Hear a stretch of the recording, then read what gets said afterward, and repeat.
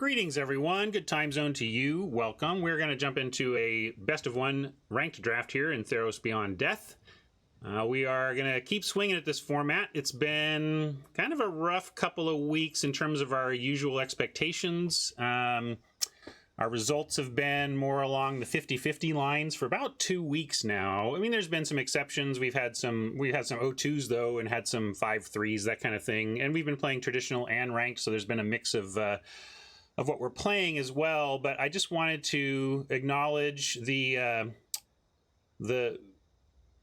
streak of mediocrity. It's not even like a horrible streak. It's just a streak of not hitting the expectations that we have of ourselves and of our results. But at the end of the day, you have to just go back to the process and go back to your decisions and ask ourselves if anything's changing on that front. I feel like my play has maybe been a little worse than usual. I can point to some games I punted away, and when you're talking about why you're at 500 instead of your usual 60% or whatever, then maybe identifying literal games you punted away is part of that problem. But I also think we've been kind of in the range of our usual play. It's not like been spectacularly worse or anything. So this is one reason I like to track my personal results in my spreadsheet.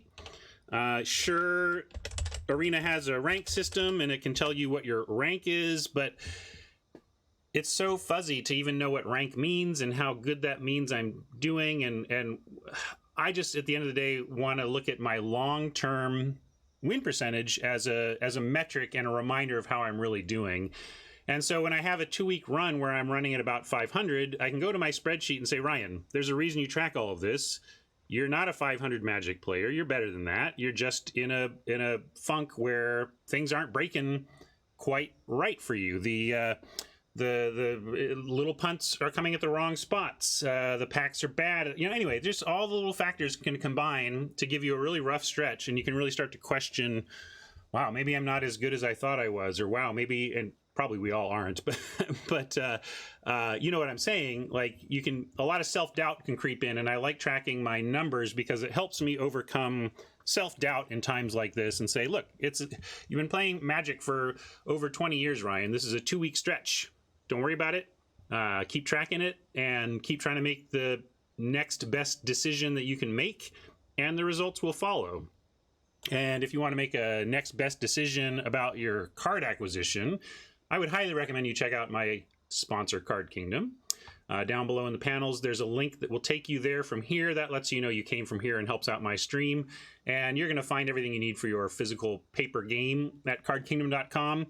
Supplies, sealed products, singles, pre-order, sell back, fast shipping, excellent customer service, something fun in the pack, and the industry-leading buy list prices. So between all of those things, I sure hope you check them out on my behalf and give them a wave for me. And if you're ever finding that they have what you need and are going to make a purchase, make sure you've hit my affiliate link before you buy, and then they know that that helped motivate your purchase and helps out my stream a lot. So thank you, Card Kingdom, for all you do for us. And we're going to look at pack one, pick one now.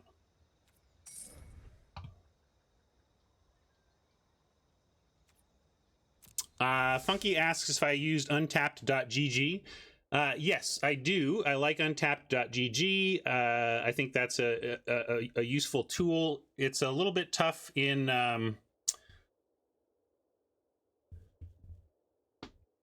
multi-accounting. It can be tough to navigate the UI there, but I do like it. The thing is, I don't trust any given third-party tracking solution to exist next week. Y'all remember Deckmaster? Remember how much we love Deckmaster? When's the last time you seen anybody use Deckmaster? And I forget who created Deckmaster, but it was awesome and I appreciate their effort. But you can't expect people to maintain their software just because you like it. And so I really like to track my own results so that they survive through any loss of that features on the old internet. Okay, so now let's get to this. Thassa's Intervention is probably first pickable here. Blue's been fine. Eidolon is a great build around. Warbriar gets the nod over return in terms of the green removal here. No compelling red to even consider, but the blue is pretty strong, which is actually a concern. We're gonna, if we take intervention, we send some good blue downstream. Maybe we'll wheel the mantle, but Enraptured and Thirst will be gone by the time we come back. Whereas something like Eidolon has a high, it's in the best color, the consensus best color in the format. And it's great to take pick one because you can build around it. You can really make it pay. And it's also, there's not much, like these are weakish black cards. These aren't going to be compelling to bots anytime soon. So if we took the Eidolon, the bots would basically end up taking Blessing and some blue cards. And then hopefully we could end up in something like black-white even, black-green. Yeah, there's only a Blessing here. So that's an option too. I think I'm going to pull this, and certainly if you're gem conscious, you're going to want to just take the playable gems and the intervention. It's no, for anyone on a gem budget, you got to take these playable gems, pack one, pick one, but we are flush enough to have the luxury to take what we want for our game experience. So I'm going to throw it to chat. And I'm going to call it Hate versus Thassa. And I think those are the only picks I would consider here.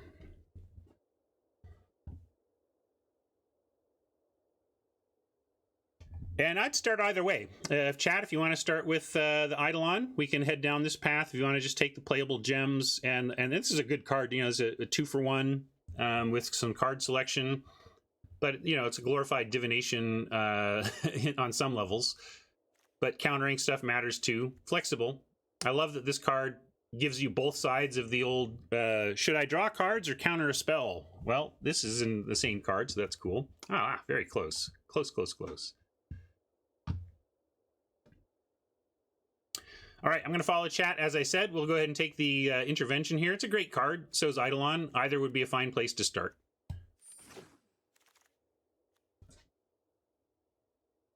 With intervention, Prophecy jumps out at me, but I think it's not the best card in the face of a Nyx Herald and an Apathy. We can take the Apathy and try to get the Magic Gods to give us a Trawler in pack 2. Herald, blue-green enchantments, you know, Constellation is real, and Herald is good in that. But I'll take Apathy. Nice hard removal. Timuret is awesome, but we do have an Arlios Enraptured looking to, say, support the rare you took. And it kind of does come down to that for me. I really like Timuret, and maybe we could even justify taking it and seeing about ending up in black-white. As I said, there's not much black that got passed. I mean, the Eidolon got passed, but I think we may get a black hookup in pack 2, especially if we like cut the Timuret here. But boy, Enraptured is nice. I'm curious what chat thinks of this. I don't want to overpoll, but this is an interesting one, I think. Illyrios. Oh, I've been saying that wrong, I think. Illyrios. Did I spell that? A-L-I-R-I-O-S. A-L-I-R-I-O-S. Oh, I spelled it right. And then I'm just going to call the Timuret T-Y-M for Timuret. T-Y-M.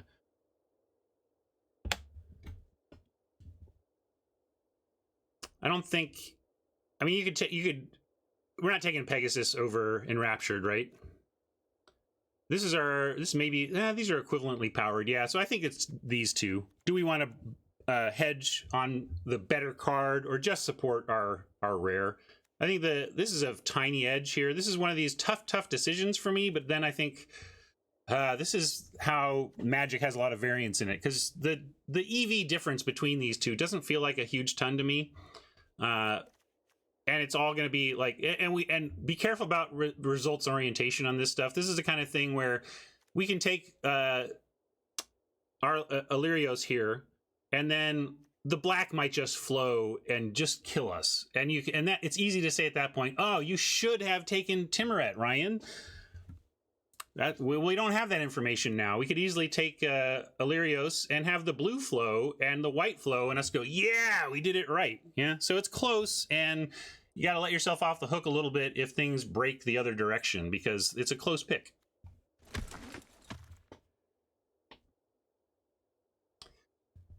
Got an Omen of the Forge as a solid removal spell sitting right here. Hero of the Pride is a fine 2-drop, especially if you're trying to go wide and actually do the hero thing. But, you know, a 2/2 for 2 can just slot in the curve at the very least. I don't like either of these blue cards. Really, it's like the best card. Well, the best card might be Slaughter Priest, but we're nowhere near that. We could take Omen. The bots the bots agree that red kind of sucks, so you get you get red pretty late around here.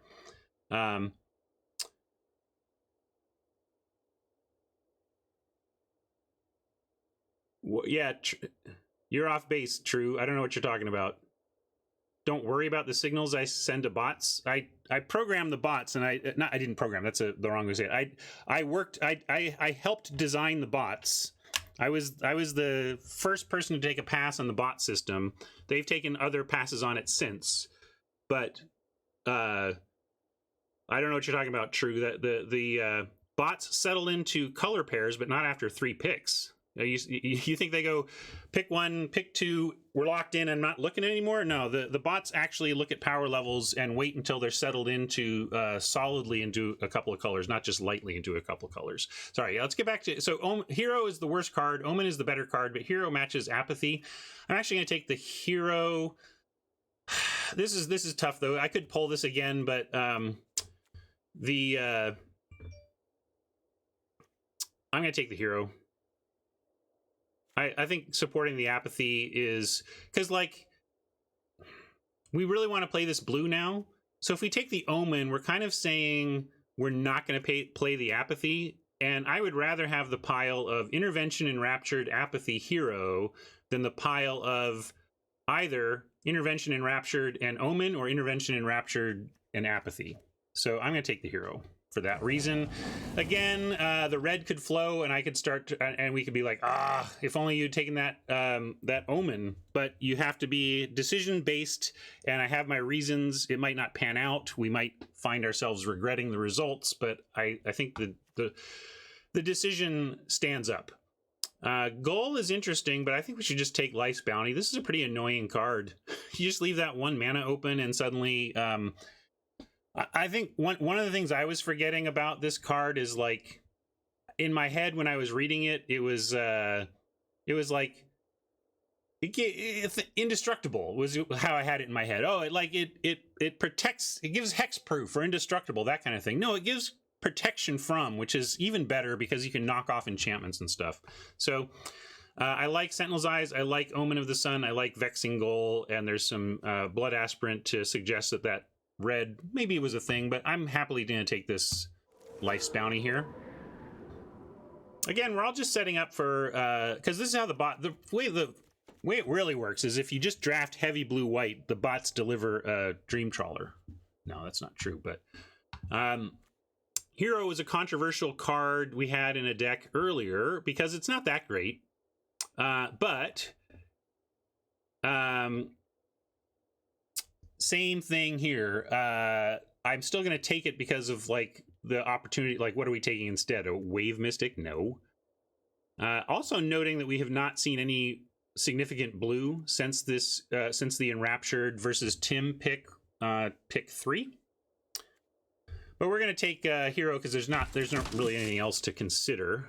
Look at this. Pick 7 Liar. Okay, they need to adjust the bots here. This is too late for a Liar to be going. It goes in any deck.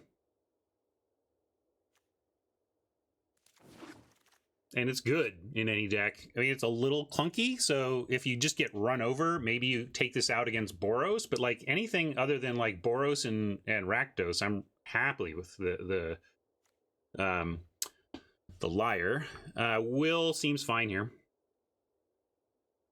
And we still haven't picked up another blue card, so we may have we have to consider bailing on Enraptured and Intervention, because this is somewhat signally in terms of the bots. To get back to True, you know, True was trying to figure out how to approach things given expectations about how the bots behave, And True had a little bit of misinformation there. I hope I've provided some better info, or at least the info I know. Again, they've changed the bots a ton since I worked on them, so I can't guarantee that anything that I remember about them is currently how they function.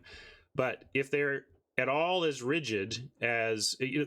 bots do not draft the hard way past pick like 6. So once they lock in hard. And so if blue is being locked in upstream, we should pay attention to that. But I'm not going to take a Furious Rise here. We'll take a Will and see. And wow, look at this, folks. I polled whether we're taking Hateful Eidolon or Intervention, pack 1, pick 1. And I noted that one of the reasons to do this was that there was no other good black in the pack. So we had 0 black cards taken from our pack 1, pick 1. We're going to snap this Eidolon and see which way we break. This is a huge signal, though. Literally no black cards were taken out of our first pack. Literally none. So we'll take the Hateful and see where it goes from here. Mirror Shield, I don't think does enough.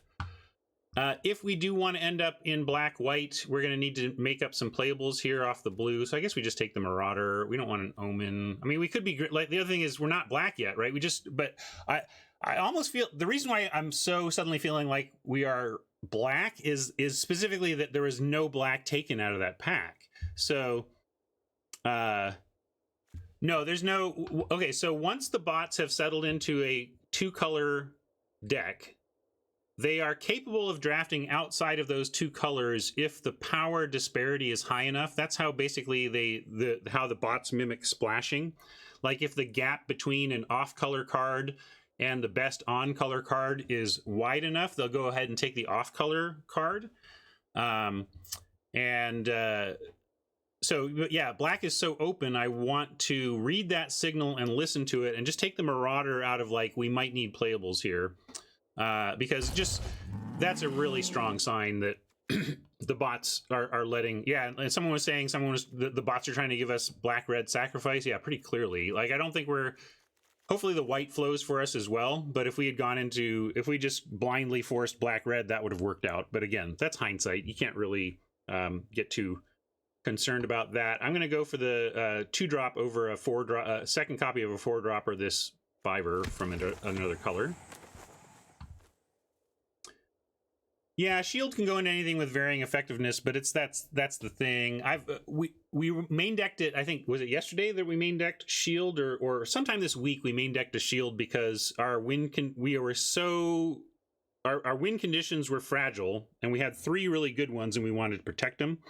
But it's tough to use because they generally you get unless you are doing it late game and attaching right away, there is a shields down moment where they can still kill the thing before you get the shield onto it. Shields down, literally, no pun intended. Take another temple here though.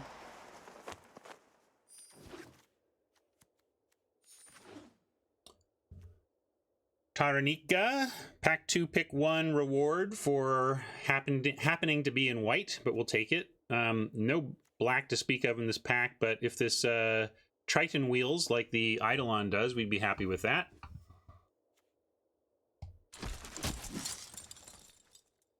Inevitable End is legit.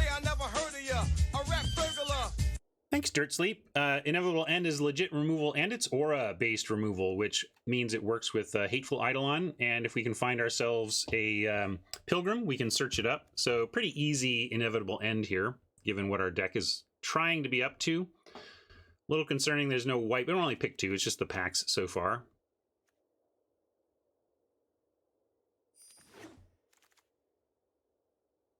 Staggering Insight says, are you sure you want to be black? Because this is outstanding in white-blue, of course. And there's not much else here, but we can just grab the Storyteller if we want a generically good card for our deck, or Wayfarer if we feel like we're going to be aggro. Hero, I think I might want Hero over Wayfarer, although we are trying to do this Eidolon thing. We could try splashing this if we got the amulets or whatever, but again, I'm splashing is very risky, but we do have Enraptured and Intervention. These are very real blue cards. So Temple Thieves are absolutely whatever. The best thing we have going in black right now is Hateful Eidolon and Inevitable End, combining theoretically with a white strategy of auras. So we could hedge to the Insight and recognize that this blue is still here and powerful, and we might not get a lot of blue in 3, but we could get a lot of blue in this pack since we didn't pass much. So I would say I'm going to pull this one, but I want you to understand that while blue might flow in pack 2, it looks like it probably won't flow in pack 3. We did not see it flowing in pack 1, which often makes it flow the other direction, but only for one pack. So is the blue good enough? Is the possibility of blue good enough flowing for one pack to take it here? And frankly, white is the best color to pair with that. White does heavy white better than most colors do heavy their color. So heavy white, light blue would be a legit way to approach this draft. But then we have Storyteller just being generically good in the deck. And I think I'm gonna do a poll with Insight and like Hero, Storyteller, and Wayfarer. But really, I'm interested in blue card versus white card. So if you if you poll for any of these white cards, I'm kind of going to combine your vote. And basically, I'm asking you, should we stick towards white and keep the black open, or should we hedge to this blue card? So that's the fundamental question.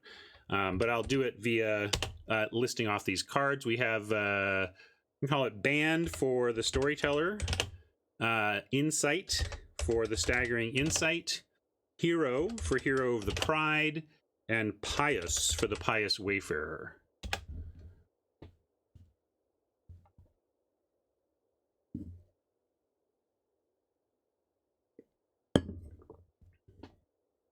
Basically, is the opportunity cost of any of these white cards low enough that we can just take the Insight on the possibility we end up blue?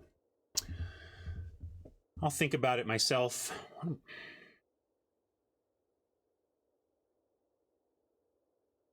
So I haven't looked at the poll yet. I know it's happening right now. I wanted to let the poll happen a little bit before I said where I'm at. I think I'm on just Storyteller.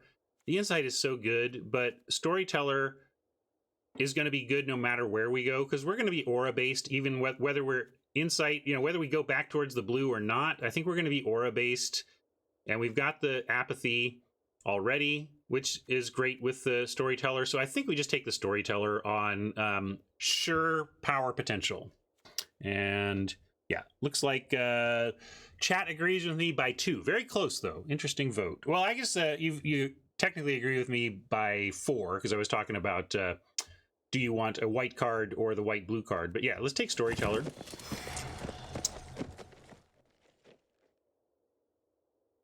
Yeah, now we probably take a really sad Glory Bearers and really look at like the second Furious Rise. There could have been a pretty cool red deck for sure. But I think we like Glory Bearers over Berserker. Berserker might be a little better than Bearers, but it's cheaper and in our for sure main color.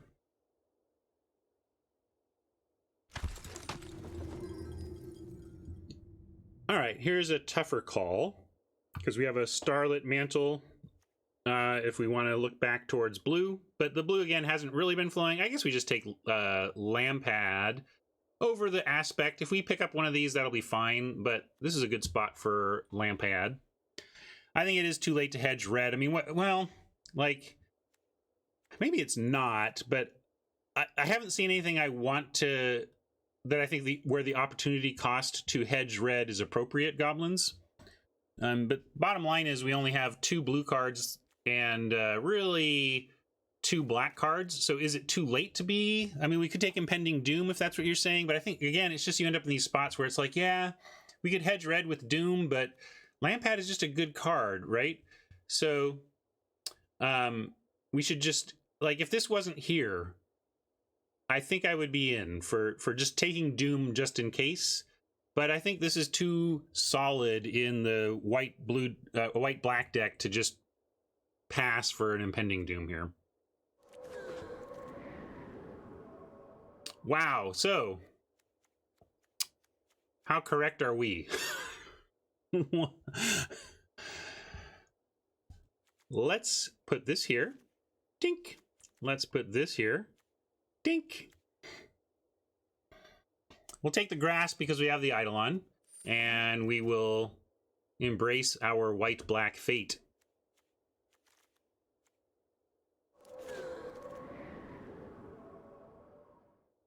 Piper's a fine pickup here. Red clearly is wide open, though. Favor, glad to pick up a favor when we have an Eidolon. Omen saying, red, the specter of red past. Look at this. The bots are uninterested in red and black in this draft, it seems, like completely uninterested. We're fighting a little bit for white now, it seems.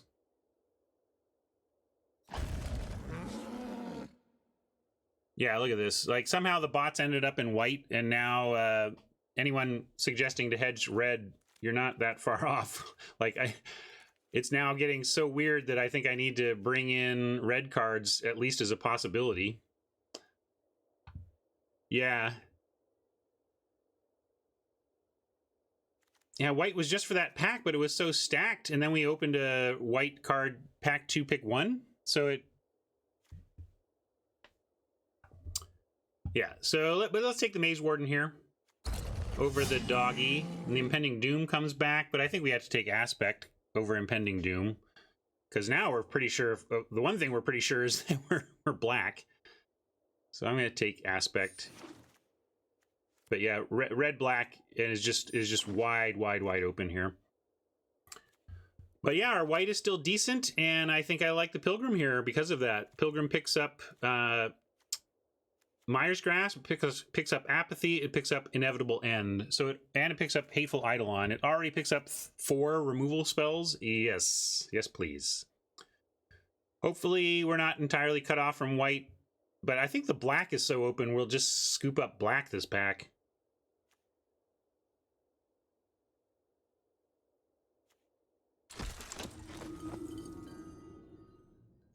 Interesting one. We've got Rise to Glory or Elspeth's Nightmare. Elspeth's Nightmare caught my eye first, and it's an amazing card. Rise to Glory is good. The bots are so off of black that I'm wondering if we should take Rise to Glory and try to get it to wheel. Let's look at Curve as well. We saw pick 6, Final Death, and Mire's Grasp last pack. So the bots are not taking black cards, and they're even less likely to take a black-white card, although actually bots are capable of splashing, so it's possible a white bot would say, well, this is half white.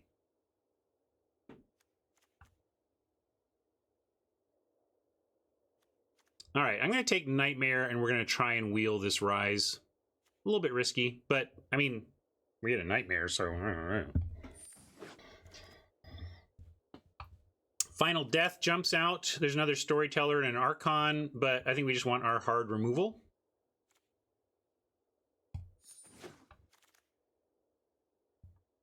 Now, this is a super interesting pack. A lot of playables here. Envoy.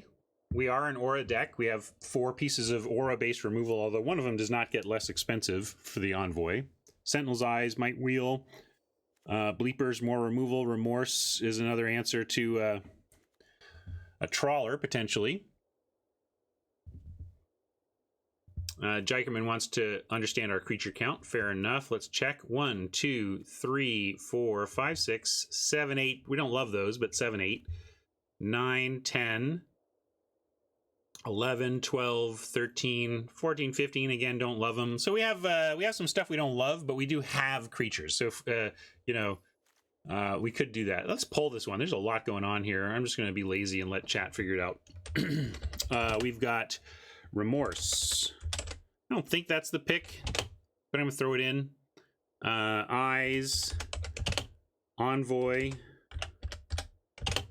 Bleep for Catableepus. And Venomous for the 3/3. It's a lot of choices, but they all have some stuff going for it. So tell me what you think. Yeah, we don't have much high end. Well, I'll go to curve again. We top out at 5 right now, although you can use that as a reason to end up in 16 land. If we take a Bleepus, I definitely want to be 17. We could take Envoy to support all of our auras, but we don't really have the thing that's like... I mean, Sentinel's Eyes on Envoy would be nice, but right now we don't have anything to suit up the Envoy with that makes me super happy. We've got a lot of removal already, so the Bleepus isn't highly sought after for that. We have one aspect already, so I didn't even put aspect on the list.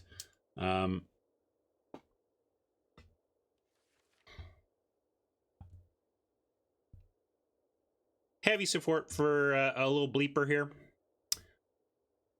Yeah, it's usually a 2-for-1. I'm in.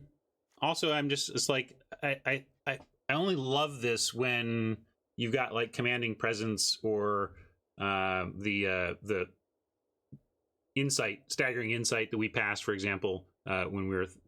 So, Bleep is fine.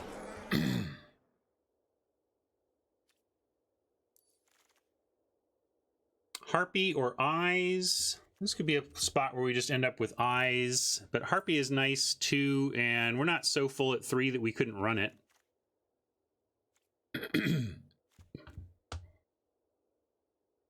Rage Scarred Berserker is interesting, but just not a priority for me. I think it's Harpy or Eyes. Chat seems to be into the Eyes. All right, I'll get Eyes. Chat's going nuts for the Eyes. We'll get Eyes. Hey, look at this.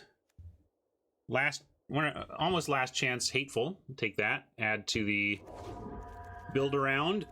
Wonder if we can get anything else. We have another Favor, but this is so Favor. 2 favors with 2 Hatefuls is really tempting, but we also don't have a Pegasus yet, and we could cut the Glory Bearers and maybe the hero and get a Pegasus in, and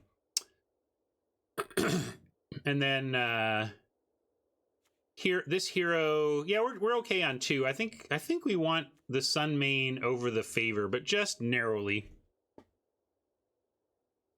Yeah, Favors stack nicely. You're not wrong there. But I think Sun Main is good enough that we take this here.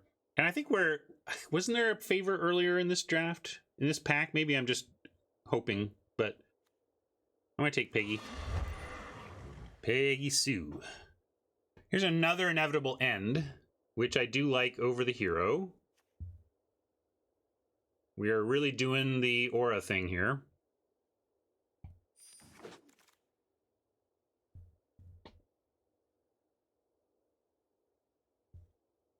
Amulet, if we did want to splash, but we don't. I'm going to take this and not play it. Got a Harpy anyway, which I like over 3rd Lampad. These don't really stack well. You just want 1. So I'm going to take Harpy.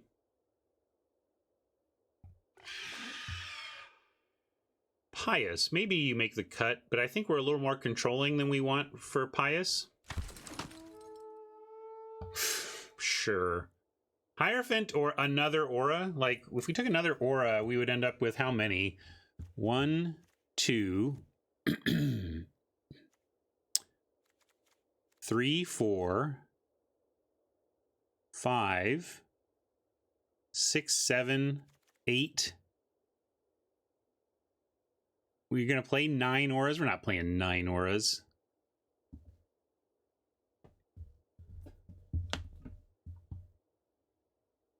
I'm taking the Hierophant. We don't need another one of those. And here's that Harpy anyway. Sure, bots. Thank you.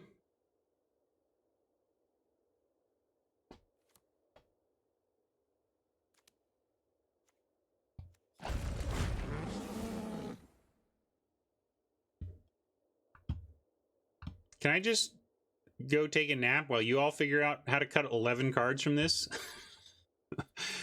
All right, let's get started. We're going to be very low on creatures. Like, I really want to do... Let's kind of want to put in... We could do it this way. What if we try building this way? Let's build based on what we absolutely have to play.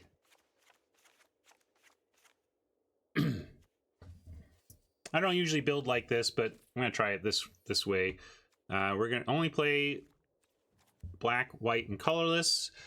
We're playing this, we're playing this, we're playing this, we're playing this, for sure this, for sure this. We're doing the aura thing. We're playing, because of that, we're playing that. We're playing the favor, playing both Lampads. We're playing the Pegasus. We got to get the Lagana Band. Playing our Lyre, playing our Final Death, playing our Bleepus. Well, I'm going to hold on Bleepus. Maybe we have so much removal we could, but it's a creature too. I love that it's creature based.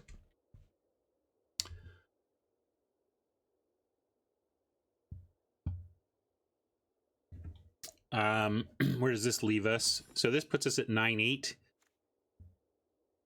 I think we need to fill in our 2s. I think we will play Bleepus. Creature removal is good. 1 Harpy at least I like as utility.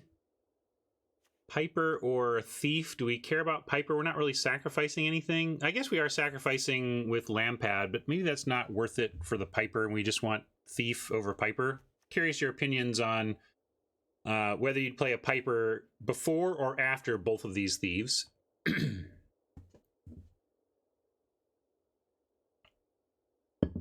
I'm going to talk about Amulet for Escape. That feels greedy to me. I really don't like it. It's like, I guess you're saying that Amulet is like a third of a card. It's like find a land and a third of a card.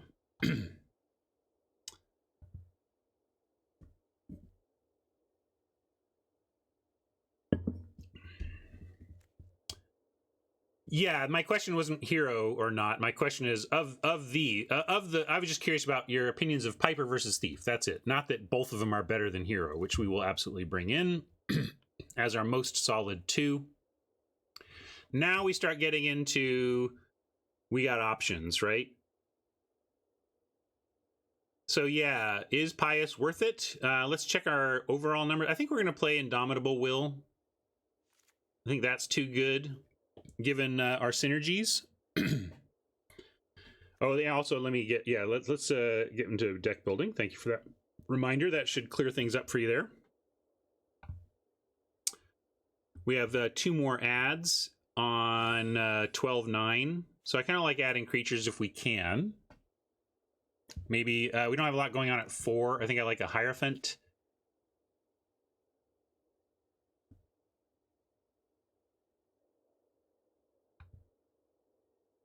And let's check our enchantments now. We have 12 enchantments to trigger Wayfarer. Is that enough? Are we doing that reliably enough? We're also getting some back. You know, this is like a 13th enchantment in some respects. Eyes, more to support. Yeah, I don't love the Wayfarer. Although, if we had more instant speed, if we had more flash enchantments, I would like the Wayfarer, because then it becomes an onboard combat trick maker. But I don't think we are. Yeah, we could consider cutting the Will, since we brought in the Eyes. But I do like this. You know, this is one of our few instant speed auras, you know. So absolutely, you get a card off trading an Enchanted Eidolon. And in fact, one strategy, you know, we can do something like put a Will on another creature and then Lampad it to draw, you know.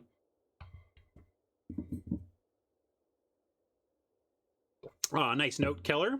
Thank you for the sub. Keller says, I tweeted in January about how to optimize an arena. From that, I started playing on the client and found the stream, having a blast. Thanks. Awesome. Yeah, I should refresh that tweet. But good to know. I always wonder, like, am I reaching people? Does that work? Am I drawing people to my stream if I am on social media more? I guess Keller's saying, yep. Removal land, you say. We are expecting to draw some cards off Eidolon, so you could justify it on that front. I hate cutting land. I hate going to 16 when I have a 6-drop. That just seems greedy. Like, if you want to do that, I almost want to say we could go like this, and bring in like Thief and, you know, Wayfarer or something like that. If we're gonna go, yeah, let's talk Amulet. I'm not into that at my current thinking. I could be swayed if my feeling on amulets to support escape is that first I really want to be dedicated. Like I want to be doing more escape. We're not. What's our escape? We're doing Sentinel's Eyes and Favor. Like full stop. Why are we so obsessed with supporting our escape? Like, Feathers, can you explain that? Like, you're really like there's a couple people who are really into like running the amulet but it feels like fancy play syndrome to me. That's my gut. My gut is you wanting to run amulet to support escape in this deck is fancy play syndrome. Okay, that's fancy play syndrome, Feathers. Like, that's not, there's a cost here. Like you're saying, just cut a land and run an amulet. Just cut a free thing that you play for no mana and instead run a thing that costs 2 mana? That's, you're acting like there's no cost here. That's a huge cost. That's a massive cost. Like imagine the hand where we open Plains, Amulet, Eidolon, Curve Out, and we're just like, oh, are you kidding me? We gotta go Plains into Amulet, then on turn 2 crack the Amulet to get the Swamp, play the Swamp, and then our turn 2 is our turn 1. Like, that's so bad, man.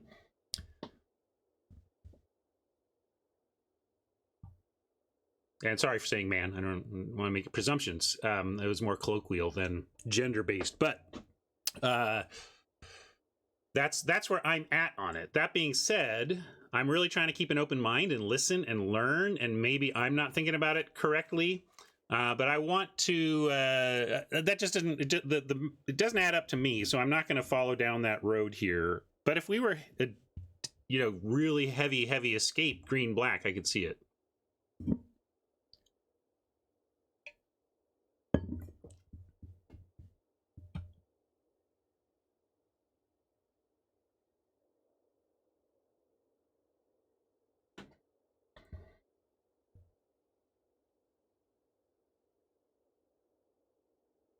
Mama's on sleeves and wants the rat sleeves. Did somebody pick a deck box? There is a deck box option if someone wants it. Yeah, that's true. So what do you guys like? Do you like this 16 low, or do you want to go? I kind of like this low. I don't know if we want Wayfarer though. I'm liking this lower meaner, but I don't know if Wayfarer is what we want over just like one of these random 2s. I think I want to slot in a just like another Thief.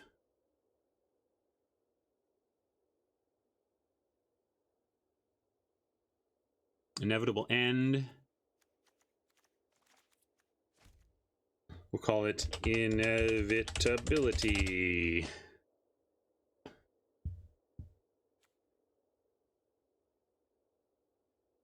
All right. I'm going to run this so we can get going. I'm not sure this is 100% right. Let's keep an eye on this Wayfarer. I got my eye on, I don't know if we're aggro enough for this to be, or flash enchantment enough to be running the Wayfarer. I really like this now with aggro and or flash enchantments, but we're a little light on that.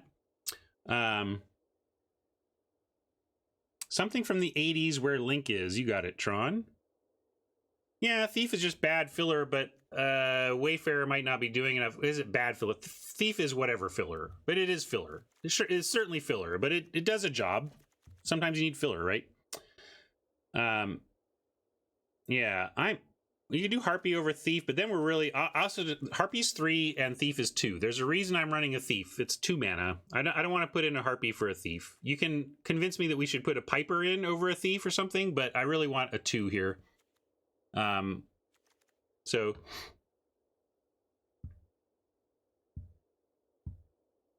do we have 8 auras? Oh, we have 7 auras. We should put in 1 more aura, and then we could call it the Hateful 8.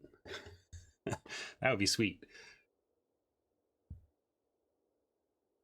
All right, well, let's get on with this.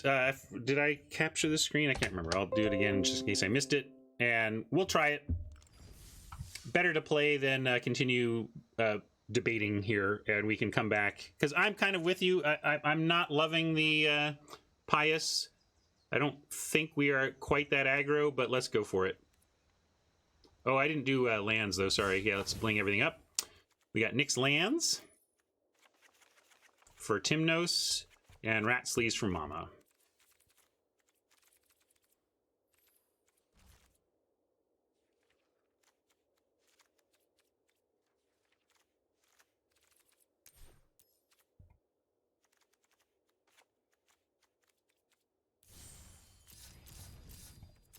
Clunky sleeve interface, but there you go. And I'll add this to our decks. Jikerman likes Piper. Okay, we'll keep that in mind. That's what I was thinking, Jikerman. So either like Wayfarer for Piper or one of the 3-drops, either a Harpy or the Sacrificing Mogus, the card drawing sacker.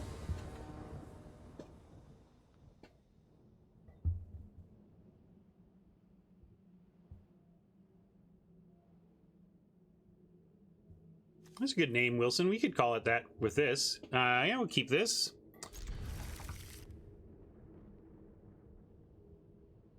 Eidolon doesn't do much yet, but it sits on board. Kind of like, this is kind of like the innkeeper of the set. You know, this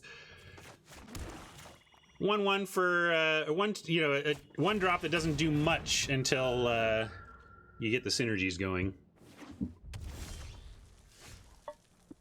Nothing for us to do on 2 this game, unfortunately, but we'll see what Oppo's got if they miss 2. Oh yeah, Lunchbox. Let's find something from the 80s. Well, how about I mean, it doesn't get much more 80s than this. And you might get me to try my Mr. T rap again. Let's you want it over Link?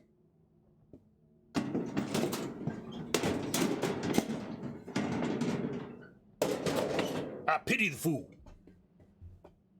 Oh my god. I turn around. I pity this fool. I pity the fool that gets hit with Elspeth's Nightmare on turn 3.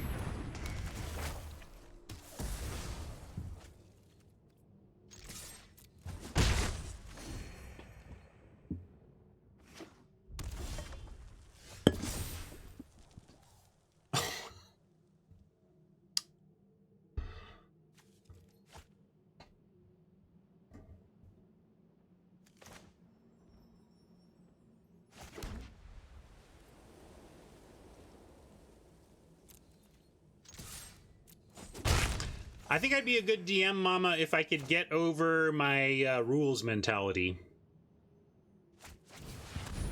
I'm such a rules guy that, like, I get really bogged down in procedural stuff in D&D, and I have a hard time putting that aside to focus on flavor fun and story fun. So I think I could get good at it. I don't think I am. I don't think I am good at it now.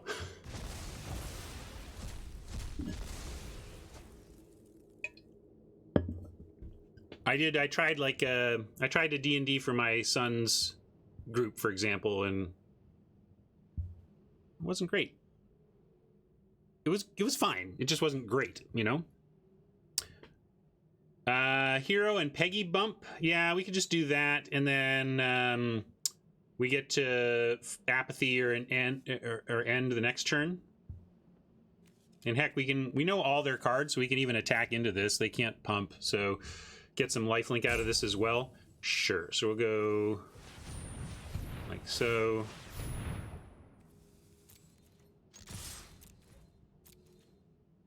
Oh, I gotta update my numbers. Sorry, bottom of the screen is wrong.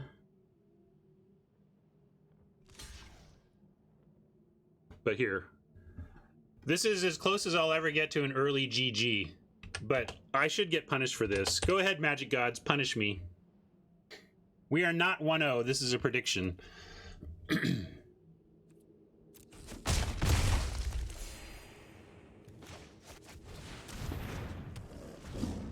Wings of hubris. That's right.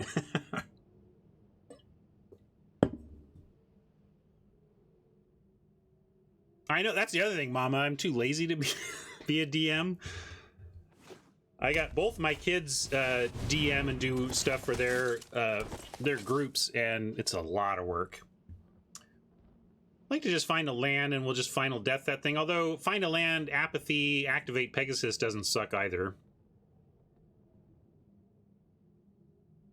Yeah, they could have the red wrath. That might get them back. So if there's justice in magic, they'll find the red wrath and shut us up. Yeah, Inevitable End is, well, it's okay. We put this down. What does it do? They sack a satyr first. Like, the thing is, I don't think the game lasts that long, Timnos. I think we would rather... We did find our land. We could do it. Adds the trade-off of us drawing a card, yes, although only if they sack that creature. But I think abyssing them is fine. The thing is, if we just... nah, I think that's being fancy. We should just final death, because then if we draw a land, we could actually do both of these if we wanted. Although this is a non-bow to run both of these out.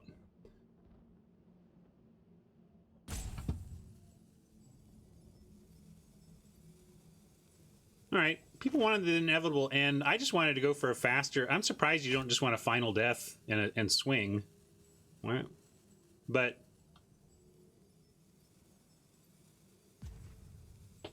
yeah, if they sack the apathy creature, we do get a card. That's true.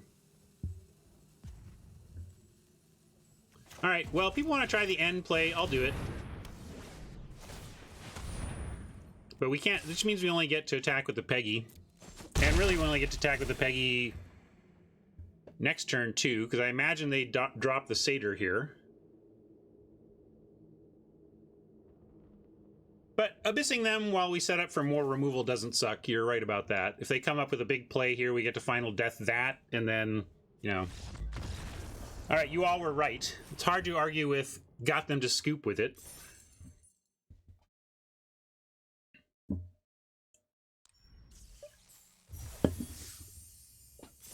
Or as Jay likes to say when he's on Fridays, all roads lead to victory.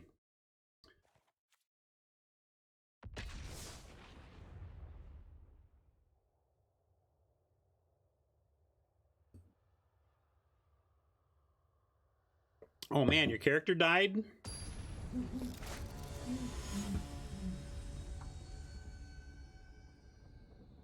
Natural 1 on your death save. Sometimes D&D says, you dead. I would give just about anything for Oppo to play a 1 toughness creature on their first or second turn. That's a little bit of a stretch, but this is quite a sweet looking hand.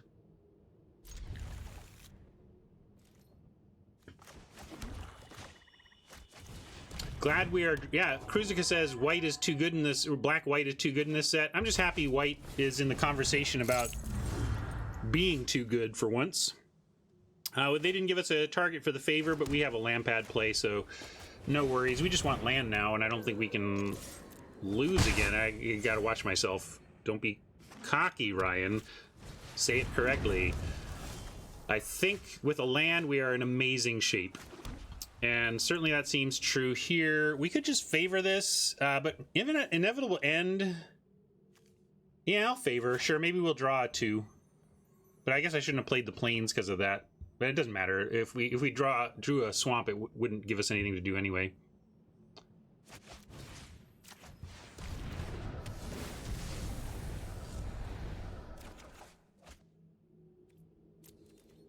What color goes best with white? Probably black, because it's the best color. But I'm blue when you get a trawler.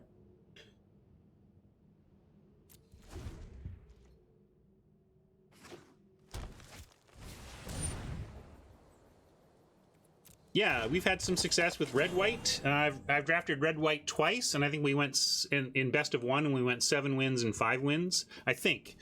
Of course, if you want to see my results, you can check out the spreadsheet and examine the colors of the decks I'm playing and see for yourself.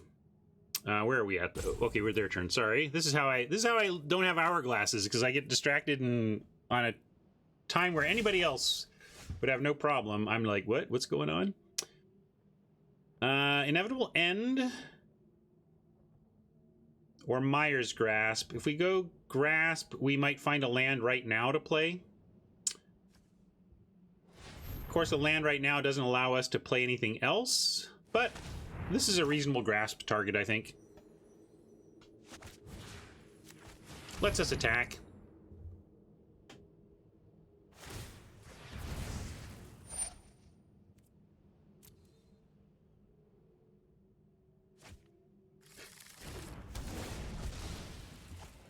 So Oppo doing some, multi, at least probably 4 or 5 color here. And our goal is to be the beatdown as much as possible. I mean, we're very control-y, obviously, with our cards and whatnot, but we really want to get them dead quickly and not let them establish their mana base and start doing really powerful things from all colors. But I need a little land to help with that. We did choose 16, though.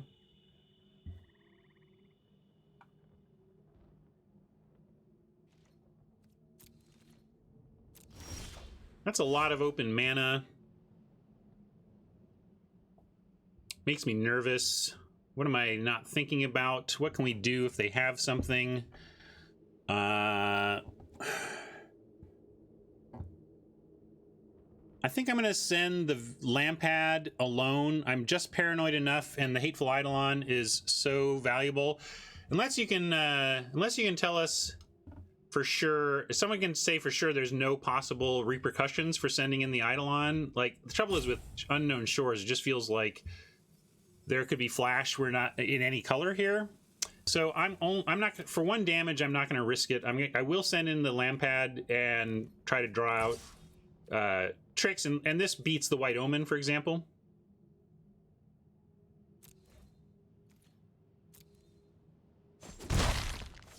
Wasn't worth the risk there. We could go Wayfarer, but then we don't have anything else to play. I'm gonna go Pilgrim, and we'll at least we'll take a spell out of our deck to thin it of spells, so we hopefully give us a little bit of a better shot at finding land. And yeah, I think we do go get Eyes. We have a lot of removal in hand, and we have the Lagana Band to get it back, so we should be looking for offensively oriented enchantments.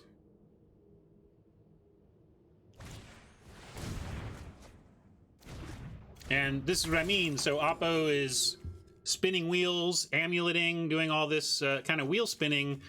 But if they get there, if they establish their mana base and we haven't closed this out, it could be bad news bears. But yeah, we'll take Sentinel's Eyes. I like that choice, especially because we are, at the very least, even if we don't find a land, we get Wayfarer Eyes.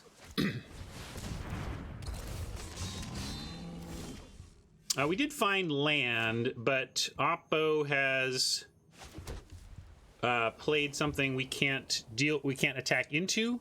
So I'm going to Inevitable End the Rage Scarred and drop the Pious Wayfarer, and then next turn we get Sentinel's Eyes. Oh, sorry, I should do it this way. It doesn't give us an attack, though. I mean, I could put Wayfarer first, but it doesn't give us an attack, so it's really pretty irrelevant. But whatever, for proper sequencing, I'll do it this way, but it doesn't do anything.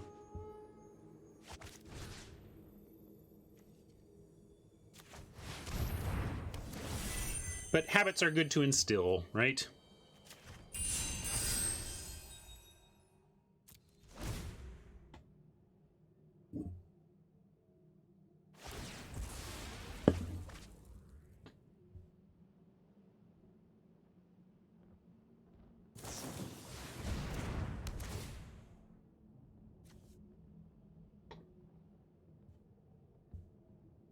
What's wrong, Alcardio? What did you want to do? Yeah, exactly. That's the bomb fear is very real. Anything in this format could drop down next turn, just about.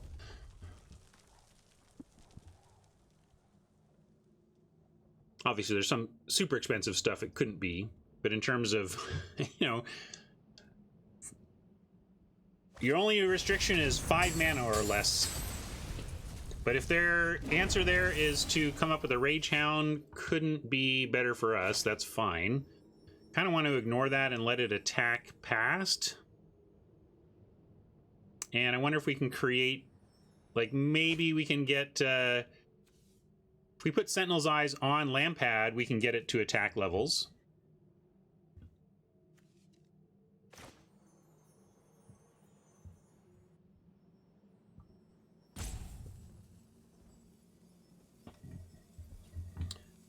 And we can still then... Yeah, I'm going to put Eyes on Lampad and attack.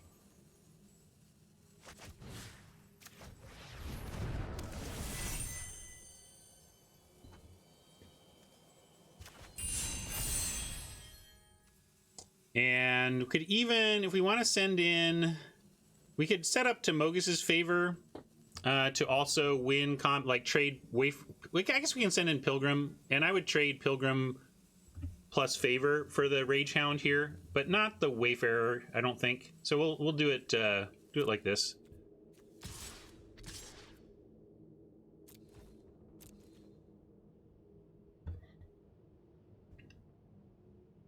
I know it's not instant. We're willing to trade Pilgrim, like they block, and then post combat we put favor on the Hound and kill it.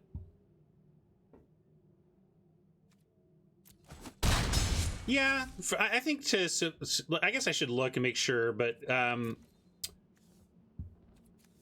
yeah, now I'm gonna go Storyteller because I just want the biggest thing. I want 3 power, and we get to put Mire's Grasp on top and say, really, what are you gonna draw here?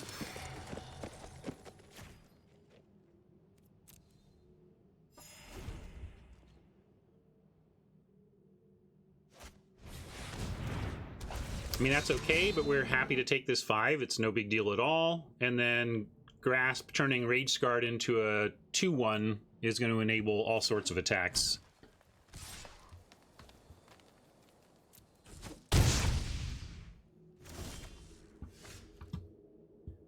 If we had a second source of black, we could even do both of these, and that would be crazy good, but we might find second source of black. Let's see. Let's start here. Maybe we find a second swamp and we can double trigger Wayfarer. But let's set up to beat a 2/1. So I'm going to have the Eidolon get to 2/3.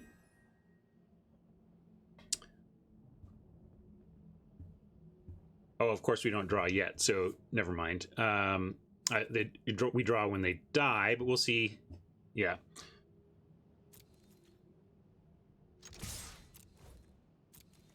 Hard to imagine. I think this might be Dobbs.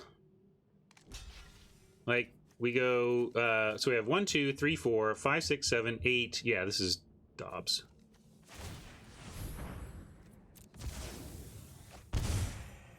With that block, we win.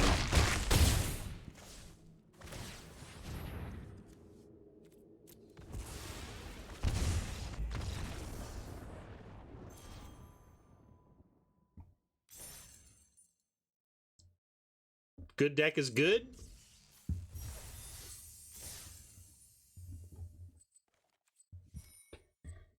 Yeah, I don't know what they were going for, but again, maybe they just had what I was saying is the problem with the old 5C deck. You get into, if you end up with awesome 5-color bombs, you don't always find the fixing you need to get there. And if you start on the fixing so that you have a sweet, easy 5-color mana base, you don't always find the bombs. And then maybe you find the bombs in the draft, but you don't find them in your games. That's just Magic being Magic in the variance front, though.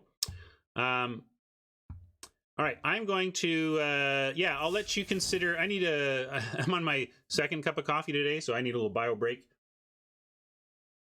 But I'm going to leave this up for you here, and if you want to debate changes, well, let me know, and I will be right back.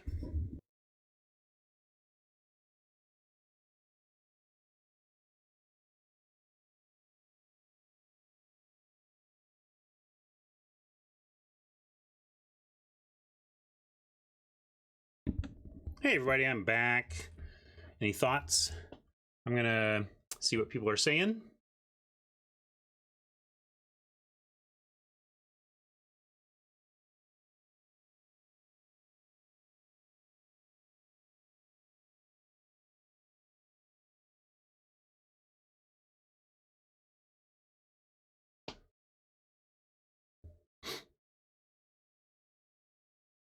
Yeah, I think as I think it through, I think Thief is better than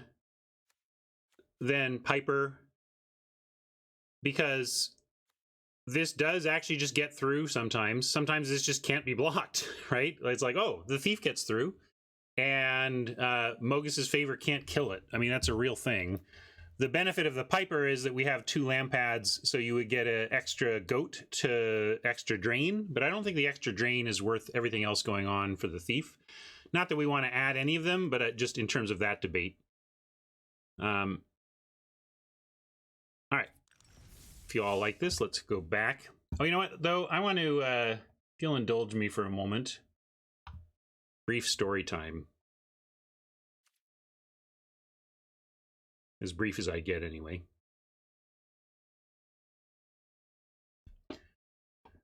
Hey, everybody. I wanted to tell a quick story about... I live in Seattle, and we are at the kind of epicenter of the U.S. outbreak of the coronavirus, and we've had some deaths in the area, and even like NBC reported that Seattle was a ghost town, which I can't roll my eyes back in my head far enough in that statement. I would say Seattle right now, it's like perpetually Martin Luther King Jr. holiday day, right? It's like, oh, everybody's out and about. It's just a little lighter, you know. It's just some people are choosing to stay indoors and everything. But yes, Houdini. That's that's where my story comes in. So, despite best efforts from CDC and others to inform people how to prepare for this outbreak, a large chunk of Seattleites seem to be just approaching it like it's a snow situation. They're like treating it like Snowmageddon. They're going and buying out toilet paper and rice and like just staples of, people are acting like they're going to have to live and stay inside their house for the next 3 months. And the biggest thing, poster child of that problem in Seattle right now, is that like toilet paper is sold out everywhere. And you know what's happened to my family? We just ran out of toilet paper. It happens. Sometimes you use toilet paper and you run out of it, and then you need to get some more. And so I'm like, I go to our local store. And here's the thing, I don't know if it's like this in your area right now, but in all of the grocery stores in the area are on this thing of in order to get the amazing deal, you have to buy 3 or 5, or it's always like buy X of them. They all want to be like Costco. You have to buy a lot. If you buy a lot, we'll give you the discount. And so I'm just trying to go in and just get a reasonable amount of toilet paper for my family. And I go in, the aisle is decimated. Like, you cannot get hand sanitizer in the state of Washington, I'm pretty sure. But toilet paper, again, mostly gone. But there was a little bit. There was like one kind, and it was like an expensive brand of toilet paper that they still had in stock. But it was... each package was a little bit more than I wanted anyway. It was just like... And then I looked at the price, and for one package, it was $11. But if you bought 3 packages, they were $5 each. So my choice is be a reasonable person and get one thing of toilet paper that I need for my family because we ran out of toilet paper, or be value Ryan and do what you have to do. Like, of course I bought 3. How am I buying 1 for $11 instead of 3 for $15? But what that meant is, here I am, heading out of the grocery store, loaded up with toilet paper, and everybody's looking. I know you're all thinking it. I know you're all thinking it. I know you think I'm an idiot toilet paper hoarder. I'm just beholden by the capitalistic approach this grocery store is using. Anyway, so I was very, very self-conscious walking out of the grocery store, apparently hoarding toilet paper, when really all I was just doing is following the economic model the store put in front of me after my family ran out. So to all of you people hoarding toilet paper in Seattle, this is for you. And for all of you who thought that I was part of that group, no, I swear it wasn't. I swear. All right. Thank you for that aside. My coronavirus advice, though, is what everybody's saying. Just wash your hands. Oh, my God. Who's gone to a GP recently and used a restroom at a magic GP? Can we have a new rule, a new law that you're just allowed to slap back and forth anybody who leaves a public restroom at a convention hall without washing their hands? How about that? It's true, Haj. I am a hoarder, but not for the reasons people might think. All right.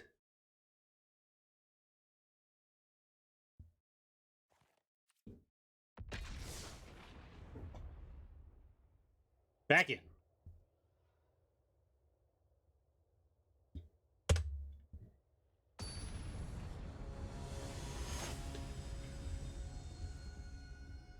Oh yeah, oil can. I'm sorry. I got a buddy of mine who is an artist and a drywall installer. Like he works in construction daily. He cannot get a dust mask. Dust masks are sold out of Washington. So my friends in construction and art and anything with where you legit need a mask for your work are kind of screwed right now. It's really not good, people. Masks are somewhat useless for prevention. They're good for having on the person who has it so they don't get more in the air. But, right? That's what I understand of it. Anyway, what are we doing about this hand? Oppo going first. Nothing to do on 2, but we got Pilgrim and Taranika. We got 2 planes. Any land and we can cast Pilgrim, Taranika, and Lyre. We get a Swamp. We have a potential turn 3 or early Elspeth's Nightmare, which is great. So I'm with Sir Elgar. I'm gonna greedy keep this. I think it has enough going on. Oh no. Let's be very clear about my heuristic there. The physicist says the any land by 3 and it's a great hand rule, right? Well, my rule is it's just it's a data point, but an important one. Like, do you have action with any land on turn 3? And the action was yes. The answer is yes. But I just want to clarify that I'm talking about, is there action on turn 3 that's solid, not that it's a great hand. But bailed out, never punished. Come on, bring it. Although we would like a 2-drop would have been nice. You know, if it was perfect, if we were really, if the Magic Gods really had us in their corner, we would have like a 2-drop creature here and then draw the swamp next turn. But okay.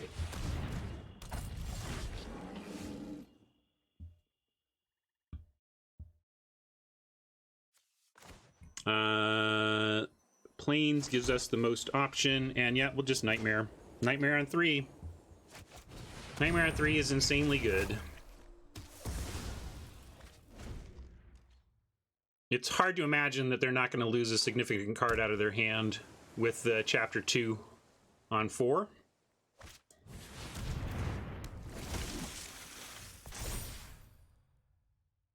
Yep. What a card. Jeez. Nightmare indeed. And Thaumaturge. We even be able to Storyteller it back if we want. Oh my god. So, we can max our mana here with like a Storyteller, but it doesn't get anything. So forget that. I think we just play... We could play Pilgrim and fetch like an Eyes and play it, but I don't think that makes sense either. I think we should just get... and I don't think we should play Lyre because we have Taranika. I want to get a creature down that Taranika can do something with. So I'm going to go with Pilgrim, and we'll go get some removal. And then Taranika can turn Pilgrim into a 4/4 attacker. That's pretty sweet. We could get Eyes, but I don't want to get Eyes just because we could play it. I think we should get Removal Aura. There's just we have Dreadful Apathy and Mire's Grasp. It's hard to justify Eyes in my mind when we have Grasp and Apathy to get. Apathy can get us through a Seaguard. Grasp turns it into a annoying speed bump. But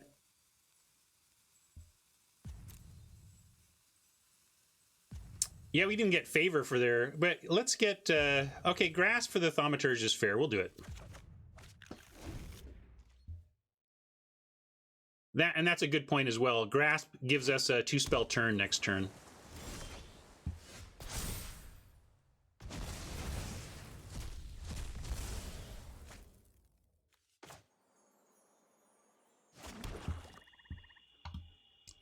But the 2-spell turn I'm going with is going to be Lampad Taranika instead, since they decided not to deploy their 1/1 knowing that we had the Grasp. So we're just going to set up to get Taranika going. I'm going to start with Lampad in case they have counter.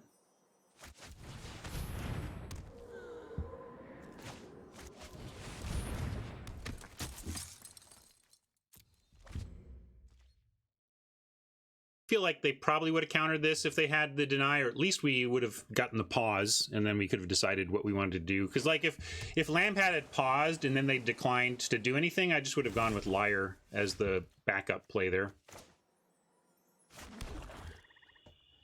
Now I just like Storyteller, Elspeth's Nightmare back on top. Nightmare takes out the Seaguard. Then what are they really doing? And here we get the attack I was talking about. We can attack with everything. They've got 2 unknown cards, so there are some risks here. We could, yeah, I guess I could Liar. The reason I didn't Liar is because I really want to Laguna Band the Elspeth's Nightmare back.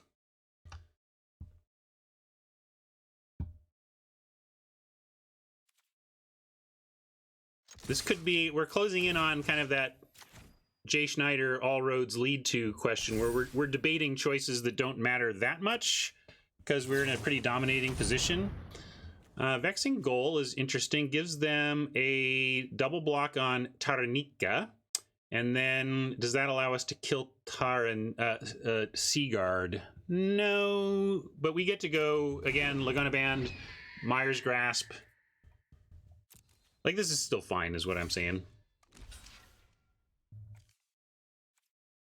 You can have our rare because we got backup plans. Didn't want to sack it because I did want to trade for the goal. And let's go Storyteller and Pride.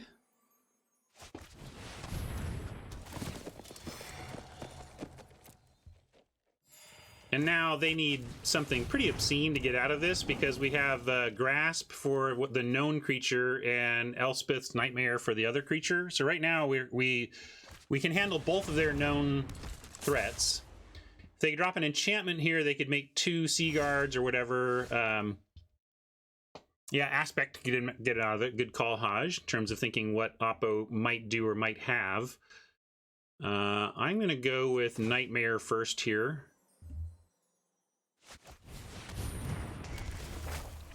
And nothing on board. I guess they could copy Laguna Band and then it would blank the Nightmare. So I'm going to go for the Seaguard and the sure thing. Now we'll try the Grasp.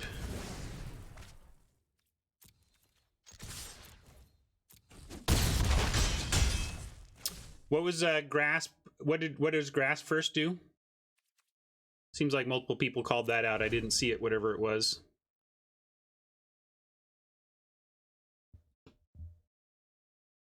Chat was playing around something I did not.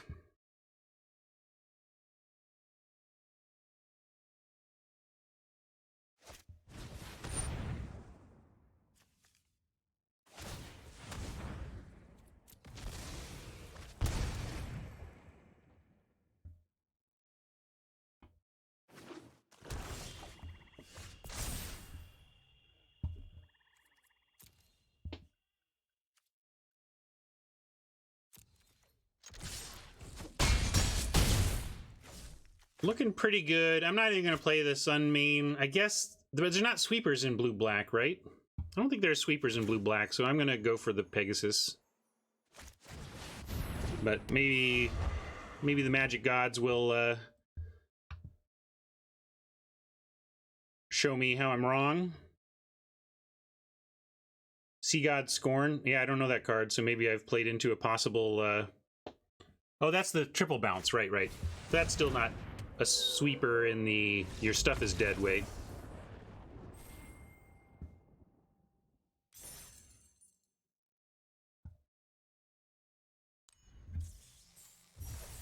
All right, great start. 3-0. All right, I don't usually bother with this after if I've missed it once we've gotten going. But here's a par poll. Where do you think this is going to end up now that we're at 3-0? But we're going to start facing better and better decks as well. Here, I'll even give you a 6.5. I can't give you a 7. It's still totally incorrect to call this 7, but I'll even give you a 6.5. This is, if we were to play this deck in this event a million times, what would our average win count be across an endless number of games with it?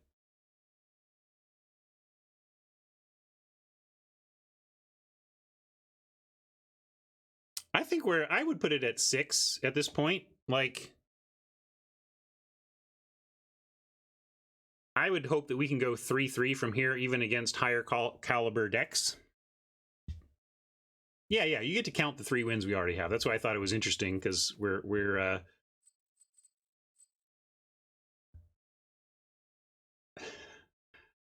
well, then why didn't you should have at least why doesn't 6.5 have one, mama? It's all right. Wallet couldn't make the... Here, we'll take a quick peek for Wallet.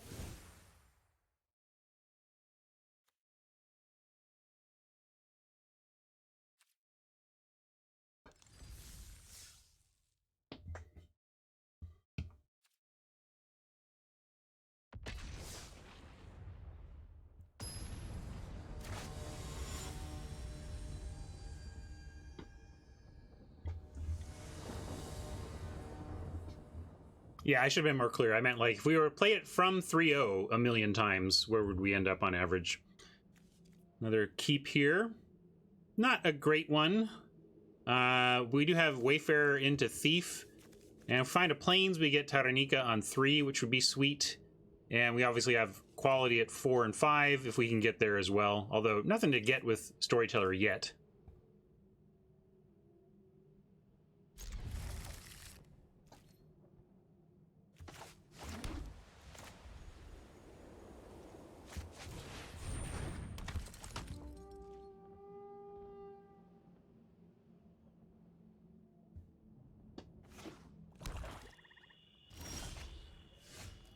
Wrong kind of land to get this Tarnika out, but we still do have the Temple Thief play at least. Oppo pausing with a single black mana. What does that mean? Must be the Cling, huh? Interesting. Does Cling need a target in the graveyard, or can you cast it for nothing? Black Omen, yeah, so it's Black Omen. Can't be the Cling. Gotta be Black Omen. Because Cling needs a target, right?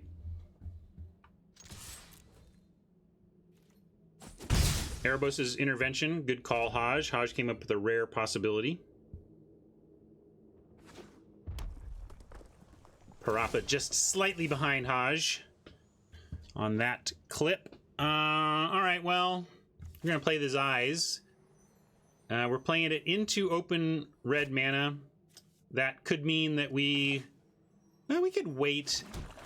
Like, if we're worried about Omen of the Forge, which is quite possible here, we could skip the Sentinel's Eyes for now and just attack.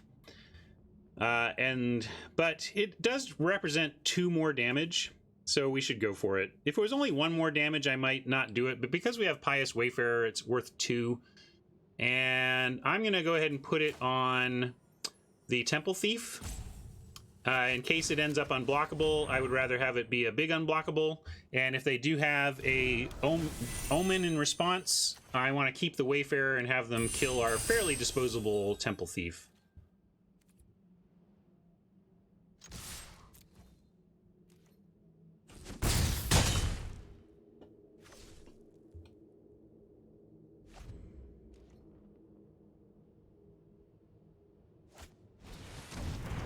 Might like the trigger elsewhere. That's fair. Although then maybe they could have, if we put the trigger there and they did have the I don't know. I didn't see it mattering there, but maybe. Well, not the best inevitable end target, but it's a target and it enables attacks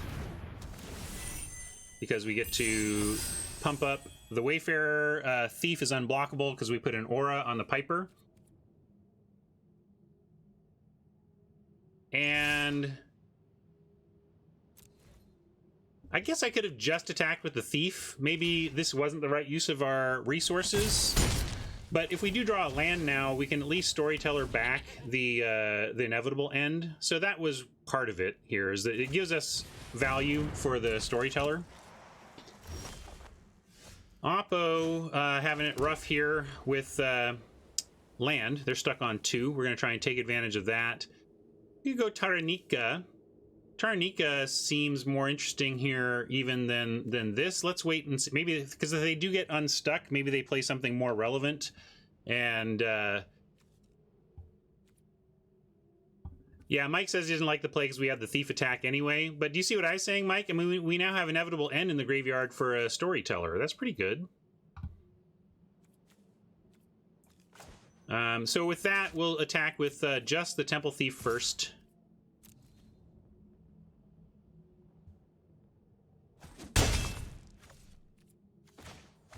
And now if they don't find a land, I think they're going to be hard-pressed to win this or even stabilize.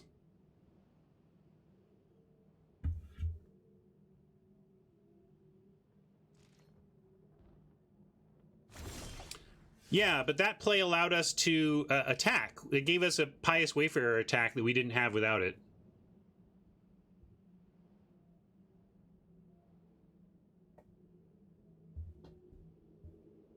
We do use up a draw step rebuying it, but generally you're okay with doing that with removal, and especially now it's extra good removal.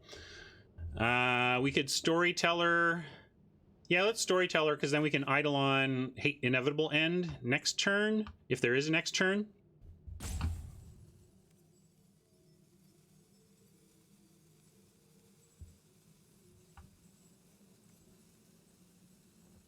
Eidolon does give us an attack with the Wayfarer, but so does this. I mean, this just lets us attack with the Wayfarer.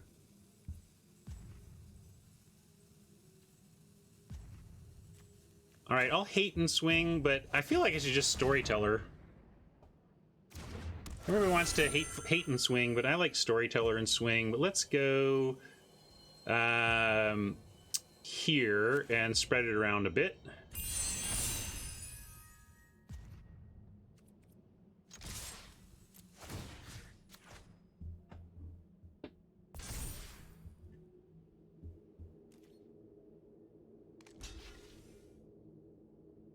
Why on Wayfarer?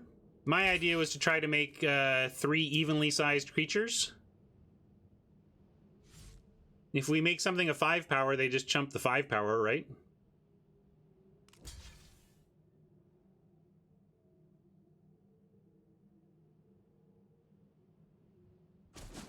I guess playing the Inevitable and the way I did didn't make much of a difference. It gave him a chance to make a mistake on blocks, but that's about it.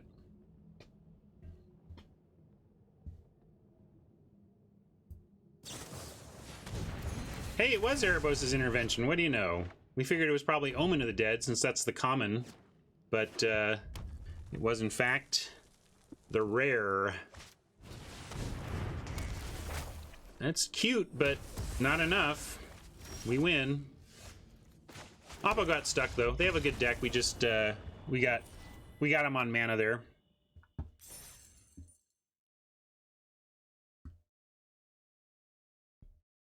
Yes, if we pump the Wayfarer to a 2/3... Well, actually, I don't know, because it's not a counter, right? Yeah, I don't know. I don't know if... I think... That's a great question. Probably a layer thing that I don't understand.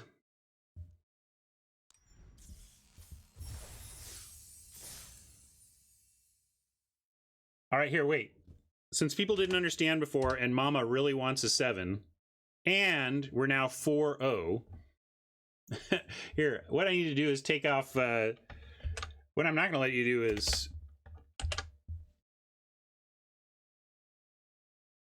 do the small stuff. All right.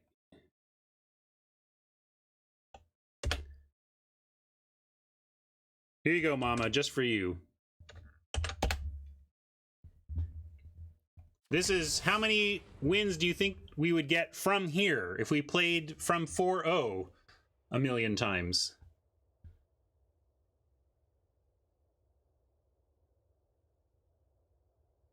And if you think we would win, you think our average would be like 6.51, then you can say 7 because we can round up. Mama wasn't even here to vote. Phantom vote for Mama.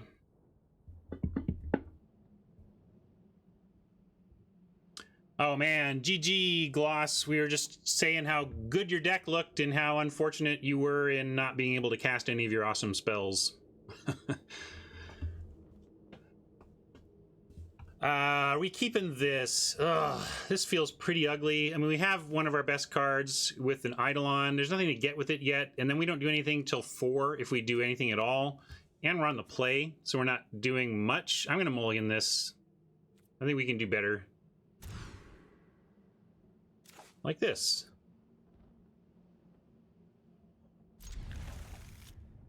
We have a double white 3-drop rare, so we're going to get rid of our swamp, not our plains.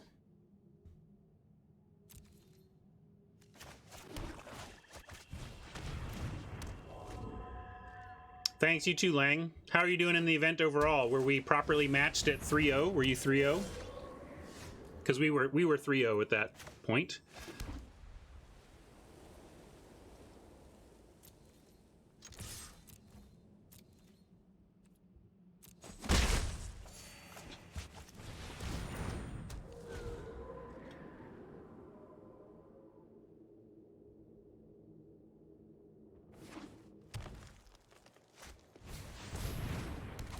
Mogus's favor, please. One time. Oh, only Elspeth's freaking nightmare? Boo! I'm kidding. I'm kidding, Magic Gods. Thank you. Thank you. Thank you very much.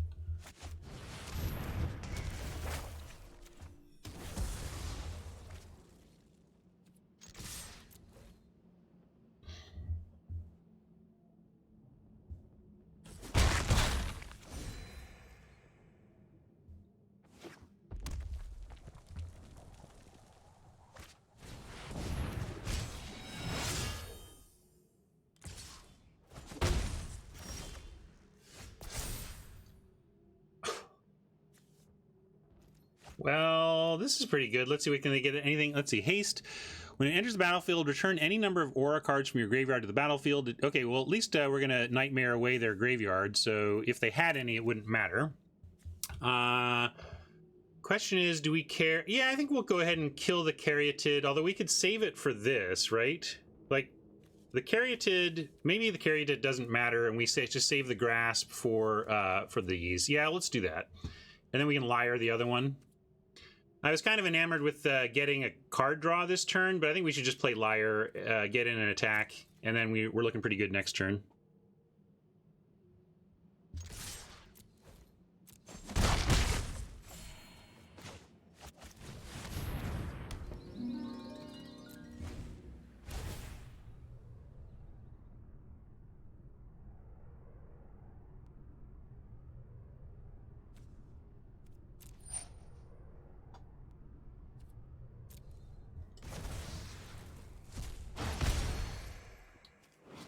Both of these is imminently beatable. A lot of these gods are, you know, they don't often become attackers, and if you can generally keep them from being attackers, it works out. Some are powerful enough to, like Kiora just is nuts even if she never attacks, but a lot of these just are not, they're fine but not bonkers if they're never attacking.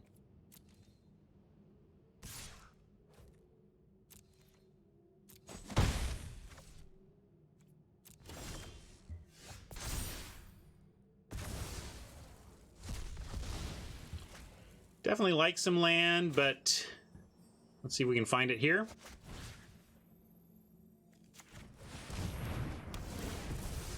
Haj wants to swing first. Really? But by doing that first, I can swing with the Eidolon.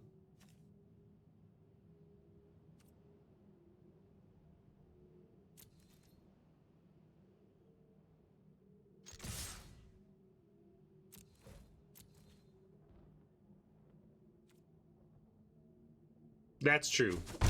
Haj points out that we could have, if they blocked, use Will. I like that we have Liar to tap down something, too.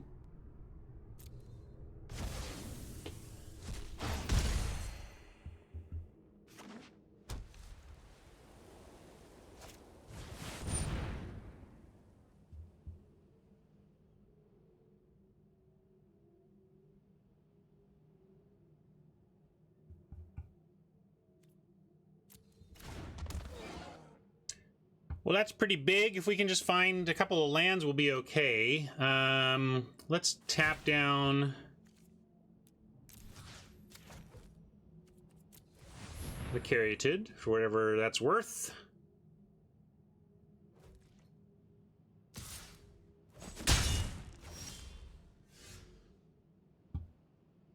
No, I just didn't do it. I'm gonna just leave this tap though. We don't really have the bandwidth to activate Liar anyway. This is good though. We can drop Taranika and at least threaten a trade with the Forerunner.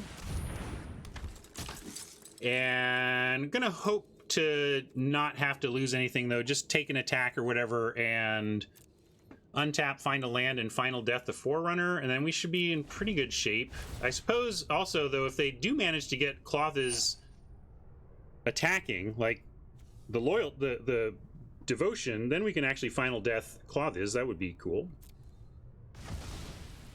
I'd rather it just stay a non-creature and we deal with all their creatures and win that way though.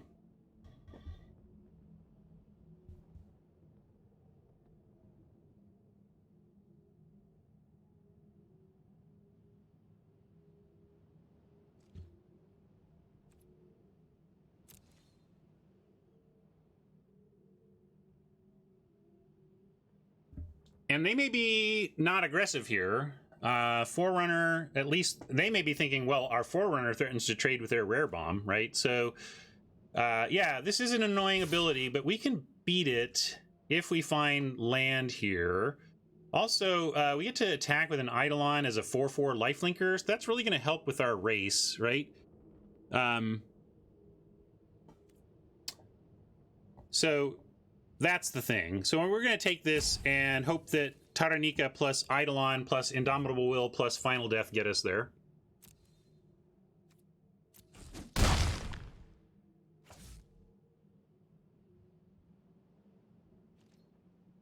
Interesting, they have the Storm Herald, but they're not playing it. Potentially because they don't have anything to get with it yet and they want value.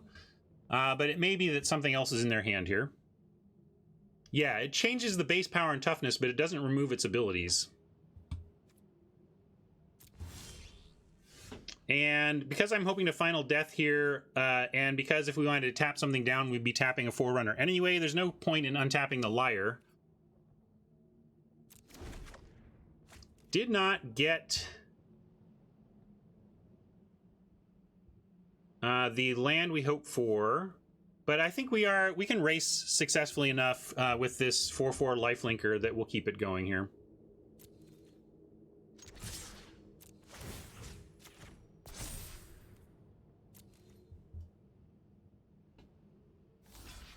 Yeah, we can wait till they target, right? And then Harpy. Although, well, no, Harpy, we need...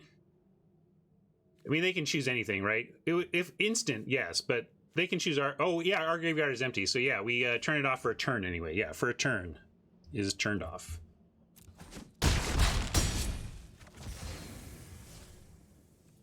Or how does that work? Yeah, make sure there was no self-mill I was missing or something. So, yeah, we'll do that. Also gives us potentially a 4/4 flyer if we don't need the lifelink anymore.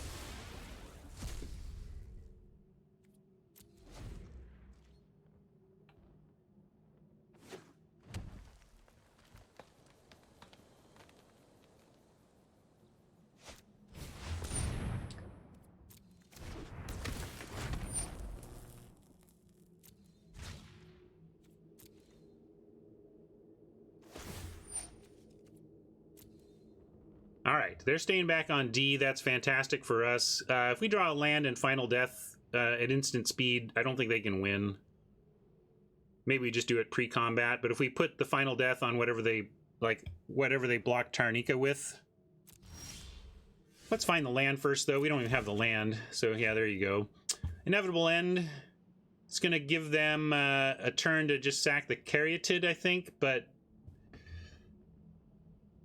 do we send in? If we send in 4/4 Indestructible Lifelink, they trade off for turn. Yeah, actually, it's fine. What if we just go ahead and send in anyway, and then go ahead and offer this trade for the vet?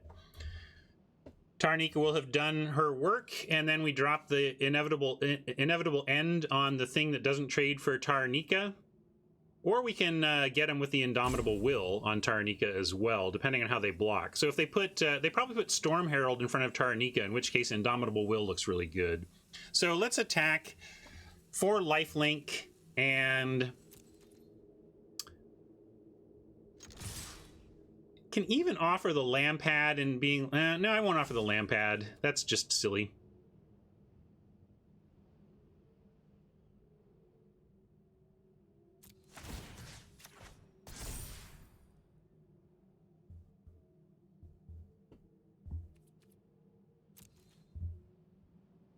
This is too crucial to like finishing off the reach, you know. Yeah, exactly. Lampad's ultimately our win con, so they're going to double block. Makes sense. So in that case, I think we just accept the trade for the Forerunner, and that's fine. I don't know how they win from here losing their Forerunner without Sweeper. So. And if it's the red Sweeper, we get to keep Indomitable Will up, save something. So this looks good to me.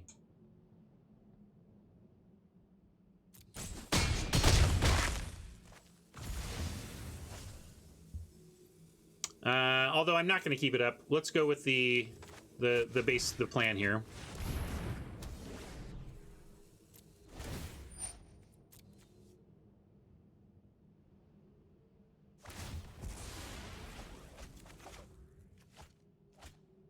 Can't find our fifth land, but it's not mattering so far.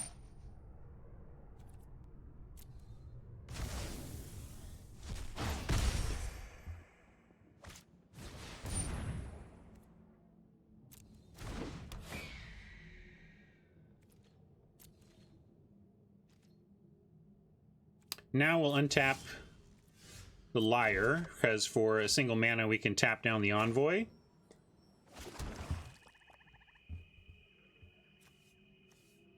And then we can just leave our stuff up.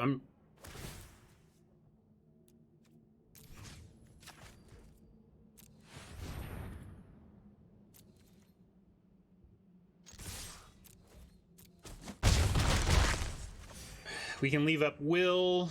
I guess we just throw out an end, though. But I like leaving. No, I'm gonna leave up Will. I don't think we need to end yet. I don't know what it does for us here. They could have sacked the 1/1. They chose not to.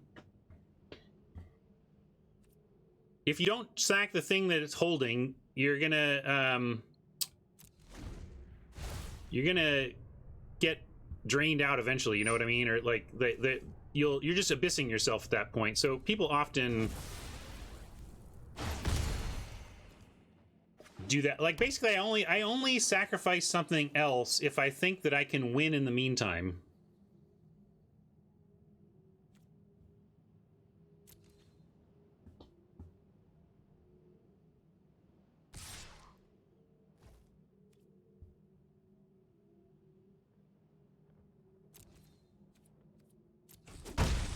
Ah, yeah, right. If it was just sacrifice anything, then it would not be a very good card.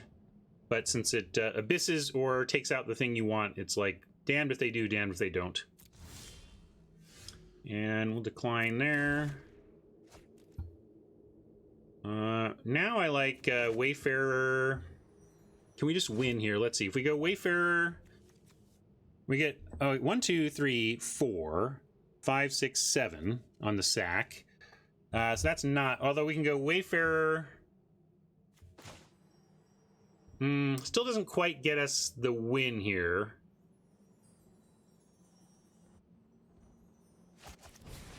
We can do... Well, maybe it's close. Let's try this.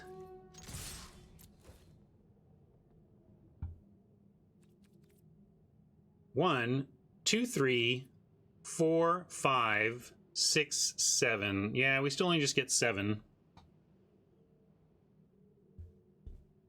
Yeah, I'm going to will the idol on. It just doesn't actually win us the game, is what I'm seeing.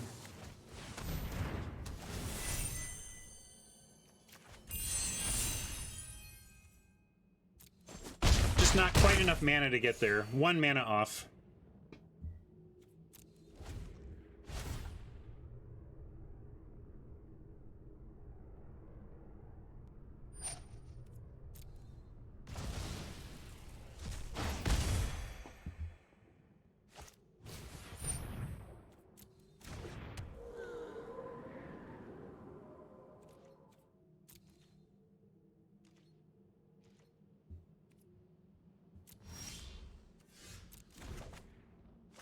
All right, with that draw, we get to both Lyre,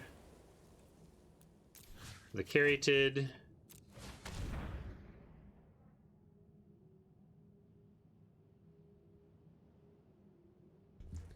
and just Final Death the Bounty. And yeah, they have 1 card in hand, but I think this just ends it.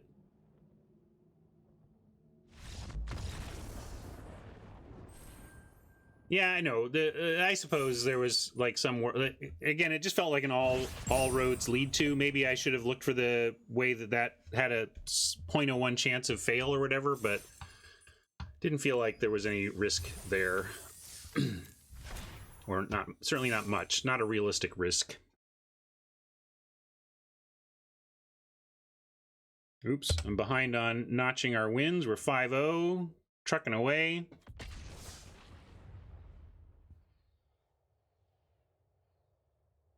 We're going to start facing some bombs, though. I mean, we're kind of facing some good decks already, but I'm waiting for the mythic bombs to challenge us a little bit here.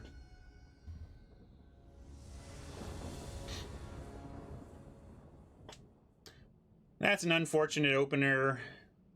Triple plains, no swamp with the favor and the grasp. Ouch.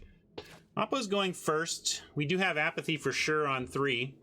We could keep this and hope to find a swamp. Turns on the rest of the hand, the favor and the grasp, and the Pegasus by getting a 4th land. But we might be able to do better. This is a narrow one for me. Is a random 6 better than this?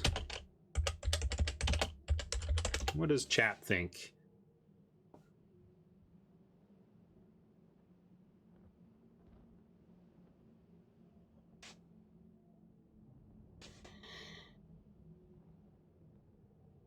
If we just had 1 more early creature, I would be a little more on board with this, but it's the fact that we don't get a creature down until 4 currently. But we do have apathy for anything. It can't go horribly wrong. The number of fouls to give you have shouldn't impact your EV decision on whether or not a decision gives you more or less of a chance of winning a given game. I'll keep it, but not because we have a foul to give.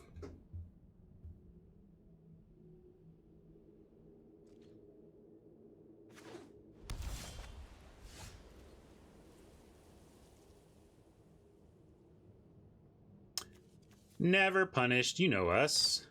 Why would we be punished?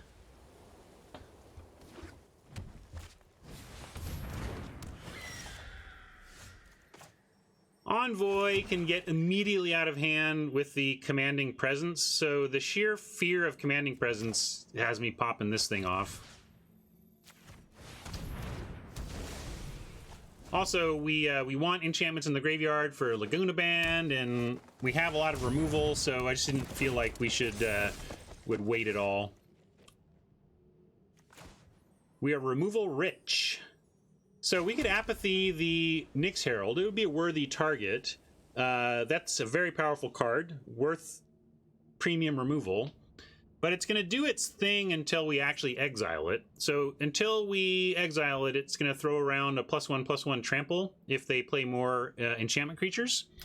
That being said, nothing else to do. Not going to not play anything here, so I'm going to do it.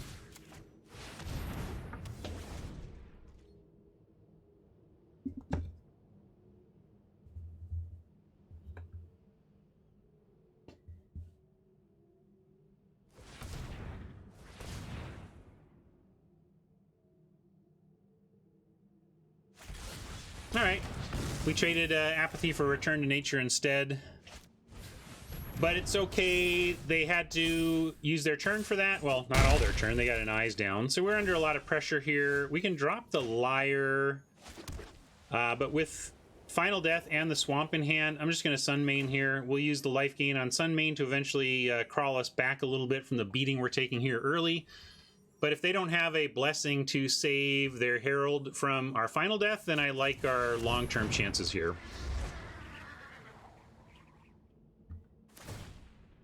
If they have a blessing for the Herald, we may be dead, but even then we do get Liar. We might just have to do some wonky stuff in the meantime.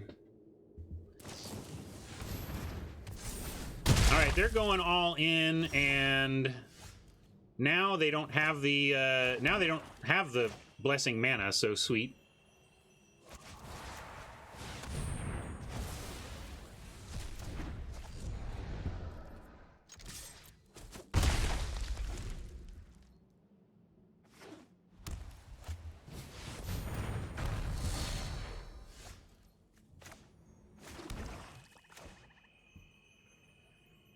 Gonna go Hateful, Liar, tap down Renata.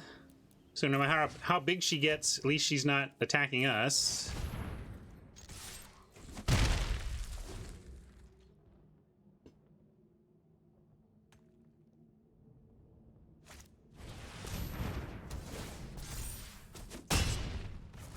Good blessing for them. But not another creature, at least. Yet. Yeah, you got something they're thinking about.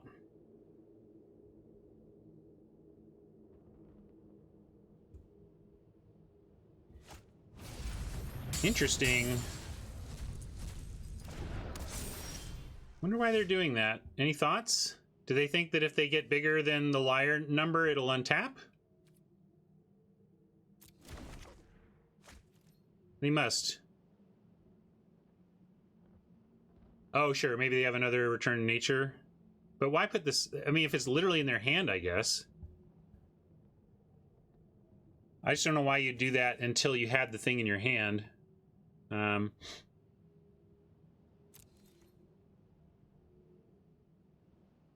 going to hold off on favoring the Eidolon. I don't know.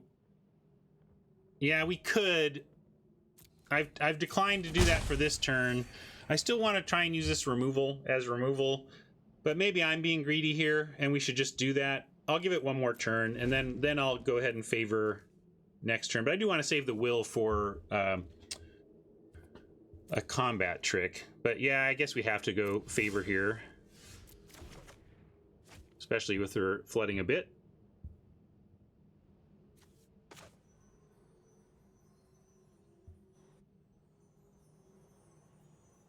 Oh yeah, Oppo moved all in pretty aggressively.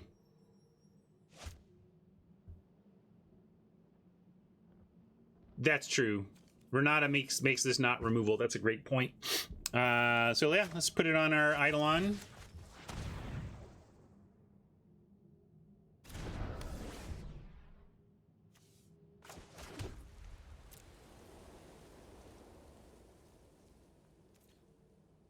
And I just don't think it's worth... I mean, it changes the clock. Right now, this is a 5-turn clock. If we drop the will, it becomes a 4-turn clock. But it's not realistic that we're going to connect 4 or 5 times with this before they do something to change the nature of this game. So I'm going to save it as a combat trick.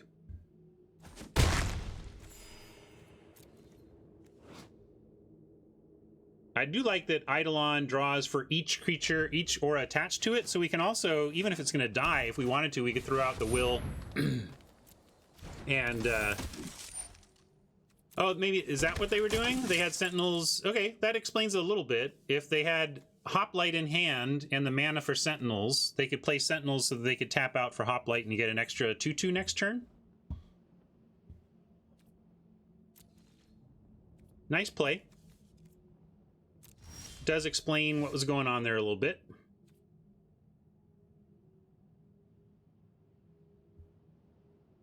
Yeah, maybe so, Porto. Maybe, I don't know. Maybe I misremembered how they were doing that. We're still going to decline this untap, though. Oh, deck. I suppose our turn for a little variance issue is no big deal. If we send in, we have a nominable will to make a 4/3. And if they single block, we save it. If they double block, we at least get a card draw.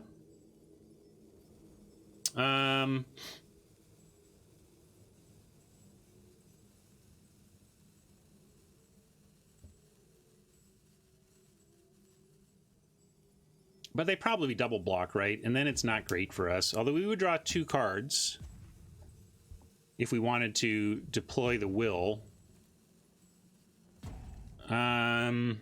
Really wish your hourglass wasn't obscured by whatever card is in the top of your graveyard. Yeah, well, they're either single block or just block. All right, yeah, let's stay home because we might be able to eat an attacker. Good call.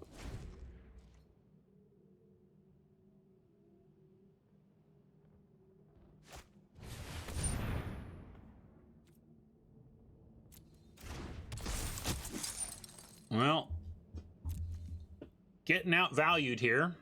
Let's see what they find. All right, they whiffed on Siona. That's helpful.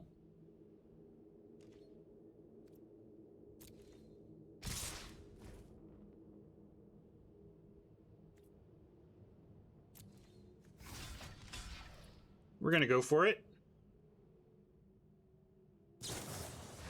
All right. Let's bounce.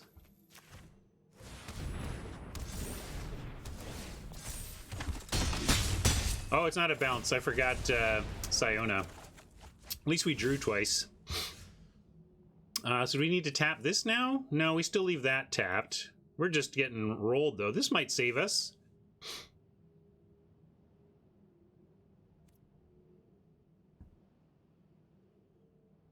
I wish I had properly assessed what was going to happen there, but I don't hate the result. We did draw some extra cards. Of course, we're continuing to flood, but we got a nice card draw out of that.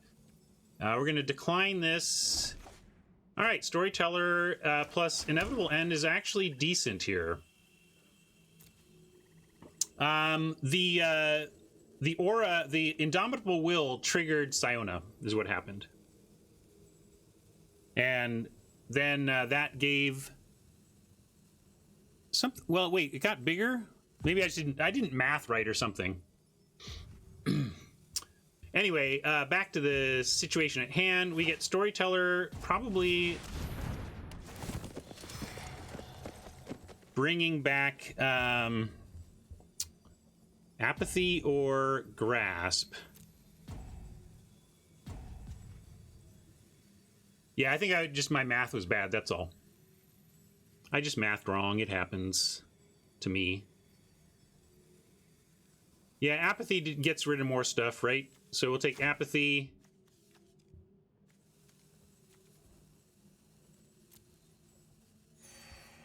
And inevitably, we are gonna... If we drop this on Renata, they sack Renata.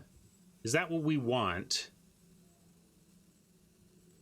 I guess then we just untap Liar and have something else. So sure, let's put it on Renata. And then we have good blocks for their other stuff.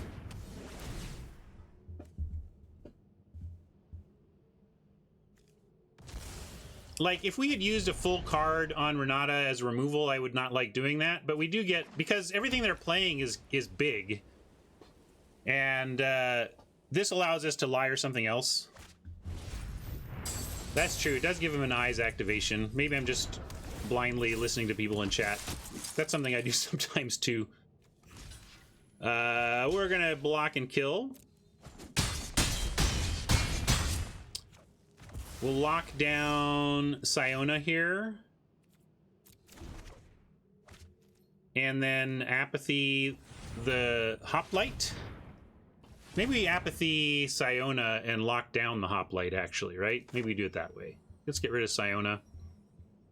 Yeah, that makes more sense. Hoplite's kind of done its thing already.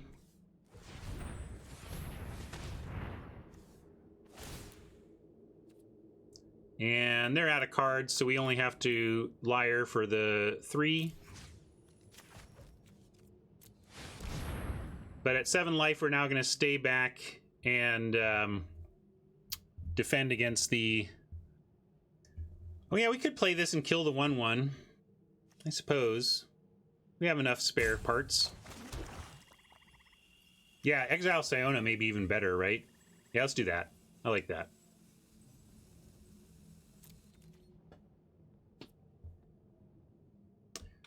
Is there any reason to... What happens if we wait?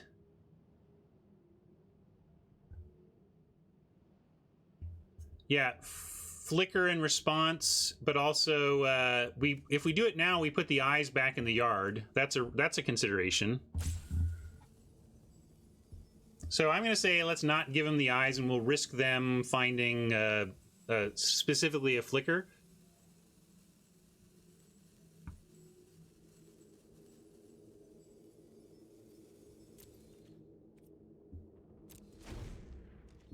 Flicker is the risk, and okay, with that we should just now... Well, no, they still get to... We gotta wait till combat at least, so they don't get the eyes, right? That's the whole point. We gotta wait till the eyes. Sorry, I figured it out. Sometimes I do.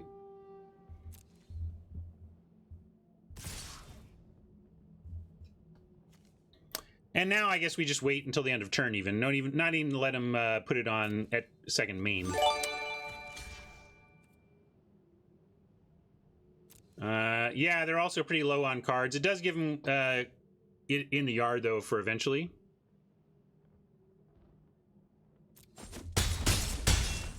We can, quote, easily deal with the 1/1s, but we will run out of fuel, and we are running out of life.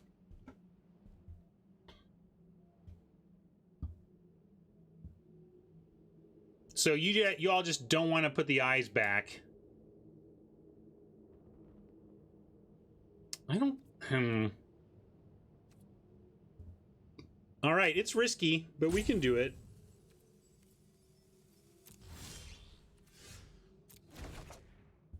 Hello, Pilgrim.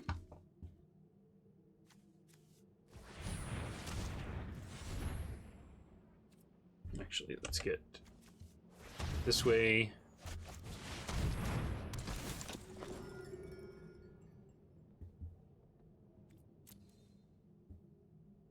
We can do Eyes of Our Own or our last removal spell. If we go Eyes of Our Own, we get to start attacking. I like that. Let's put Eyes on Storyteller and start going.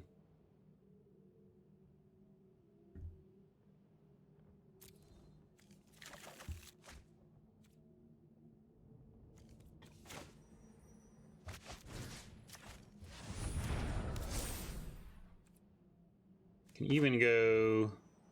I can't cast this twice.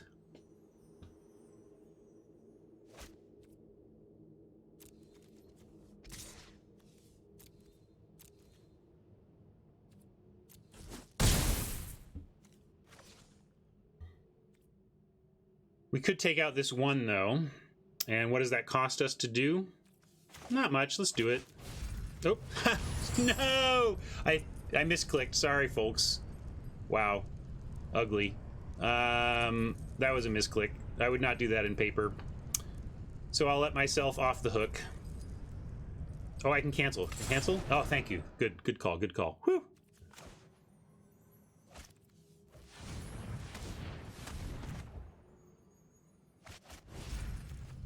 My, oh my. Almost biffed it.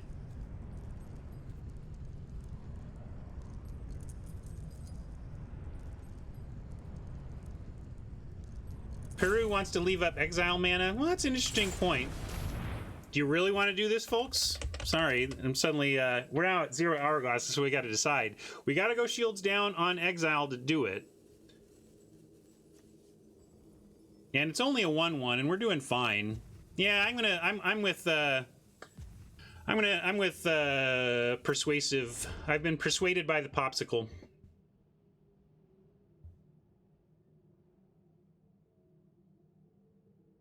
I think we're talking about very fine levels of EV on a game we're likely to win at this point, but fair enough.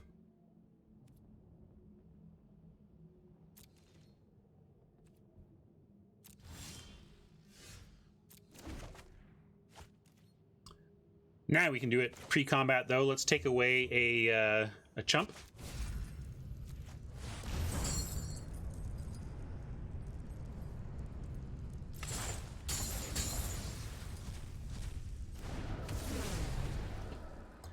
We dodged it, not punished. We could make our Eidolon, we could make our Pilgrim big and trade for something.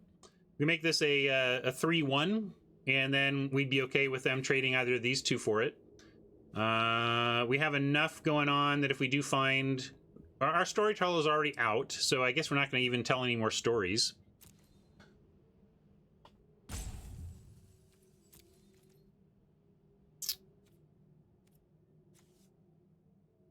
Yeah, I'm just going to attack here. They're kind of going to abyss themselves anyway. Interesting. Now we have a liar favor. Well, that'd be a reason. The reason to force it was that here's an argument for making that force there. We play favor onto Pilgrim. They make one of the they trade. We get in for 4. Now they're at 4 with 1 creature. If they don't find another creature, we get to liar, tap, and win. And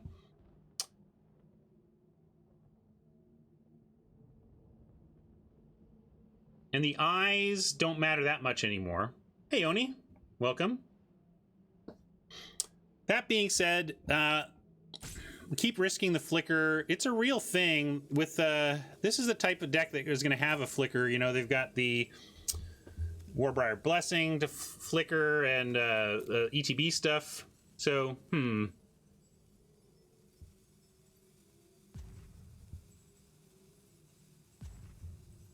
yeah, we have double activation, so we even beat the flicker. Great call. Let's just leave double flicker up. Double flicker response up.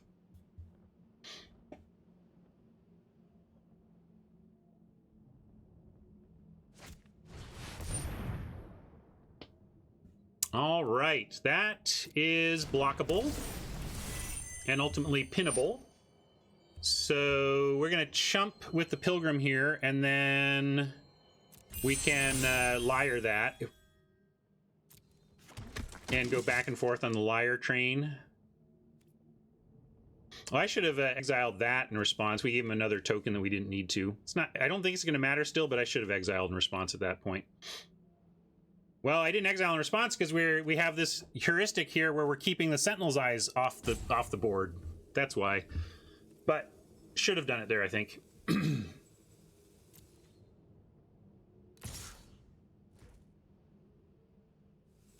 I don't know which one they'd flicker.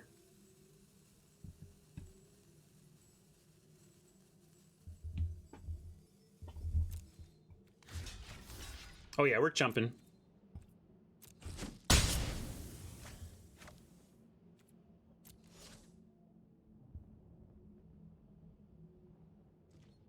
Sure would be nice to find something other than our umpteenth land, but Adelwar sees a win here. I don't see a win, so let me see what Adelwar sees. I guess we tap... oh, yeah, we favor this, and we tap that. Okay, so yeah, I think we go... Now I see what Adelwar sees, so I think we should try that.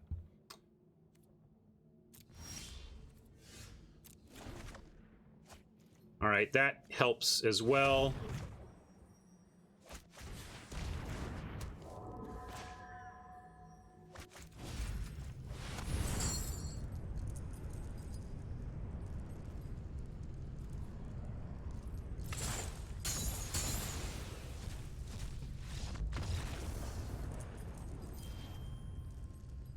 All right, thought variance might have caught up to us there and thought we were going to take our first loss, but we found our way. 6-0, folks. Can we do 7?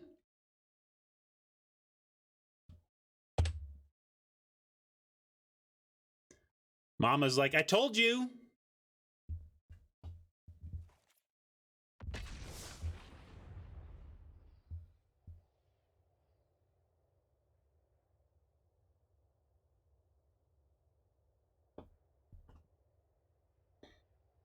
Mama always knows.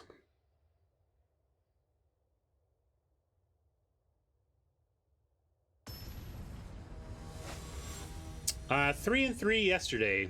Yeah, this is a slump breaker. No matter what happens from here, I think we can say we're out of the slump. Another tough choice, but maybe not. I'm not into mulliganing turn 3 Elspeth's Nightmares in this format, so I'm going to keep this on the strength of this alone, and we're going to hopefully find ourselves a Plains and really turn on the rest of this hand. Ideal draw would be a Plains off the top, so we can go Wayfarer into this stuff, but Nightmare on 3 is so damn good.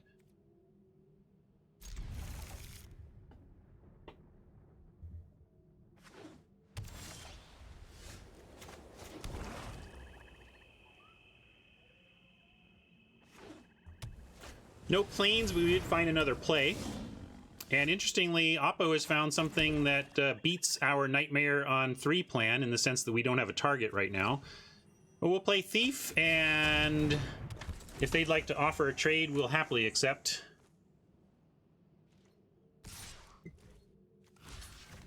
Yeah, I'd say Nightmare on 3 is better on the draw. You're more likely to have targets. We'd love for them to play something 2-power right here. If not, we really need a Plains to do something useful, and then we play Pilgrim. Yes! So good! This is not even fair.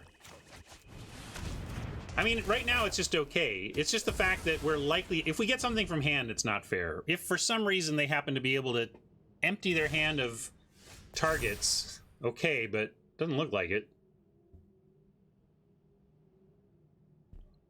Binding Dismissal on the back of a bunch of other stuff that's like, okay. What do we like cutting?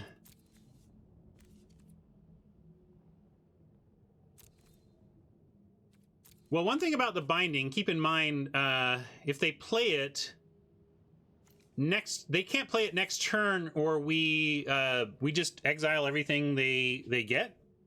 So if we do the dismissal, then we encourage them to try the binding. Although if they just wouldn't play it, they would play Glory Bearers or whatever instead. Okay, we'll get rid of binding.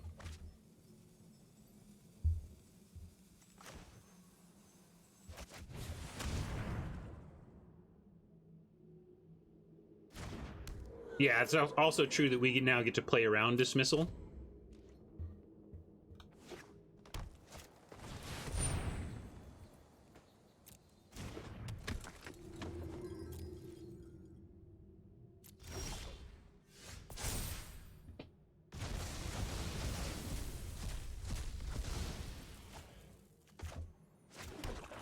You know, I'm just going to go Hierophant here. Let's get on board. We can Inevitable end next turn if we want, but let's do this. We'll play Hierophant and mill 3 Plains and begin openly weeping.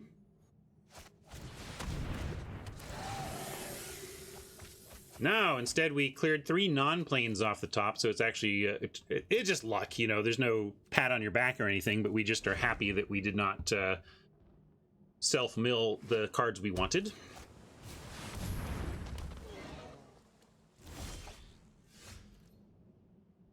Yeah, we're just going to end this Forerunner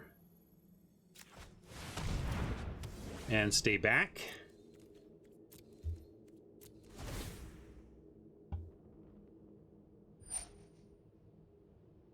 No, I talked about it, Haj. I mentioned that exact line, but then I realized that if we let them keep the binding, they simply would have played the Glory Bearers if they found land and not the binding, and then the whole got him doesn't really get him.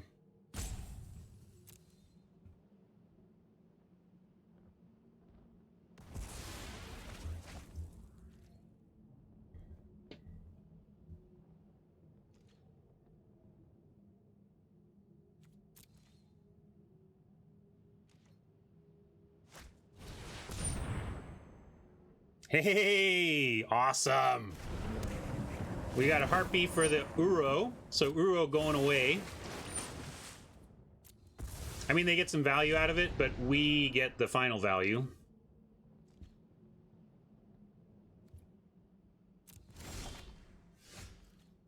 Which we're going to do right now.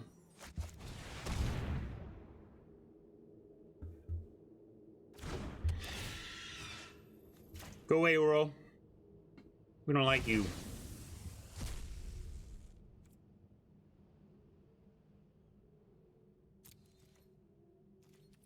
I'm not going to attack. I don't want to trade the Hierophant for the Glory Bearers. They've got a Brine Giant with Hierophant's name on it. Although we might just go Apathy Liar to solve our current board and turn the corner. I mean, this is assuming we find planes. I know there are planes in our deck somewhere.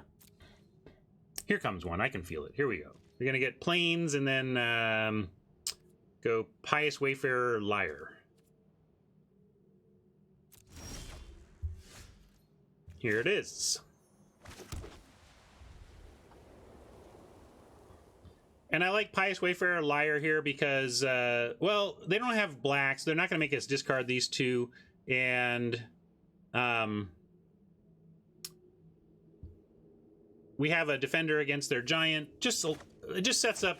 Let's get the Wayfarer going, basically. Let's get this augmenter of our creatures down. And then stuff like this and whatever we get with Pilgrim start to really be more effective out here. No reach. Look, me checking for reach. We might, but like, I like it. We only have one white, and by starting with the Wayfarer, Smock, like if we then Apathy the giant next turn, we get a Wayfarer trigger.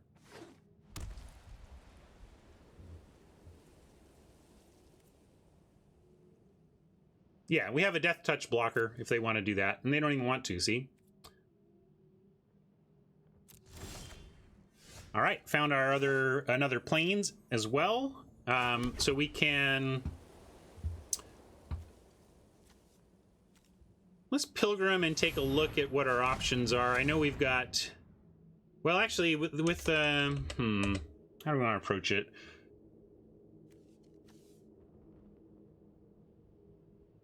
Let's Apathy the giant and just Liar the bearers and go here. I think I'm overthinking it.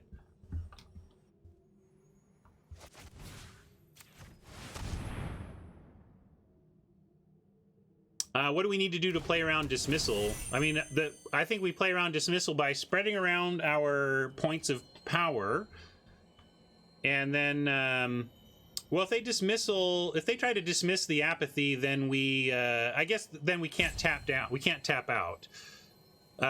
If they try that, if they go for that, we can remove it in response. So I guess I'll just make the Hierophant big enough, and then we'll attack with these two. So never mind. We'll leave these two back.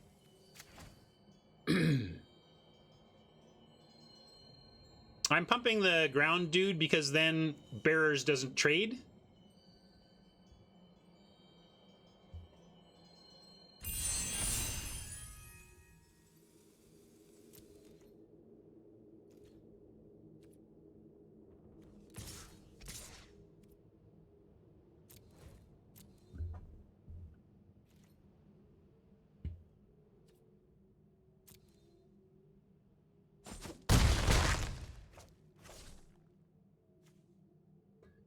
And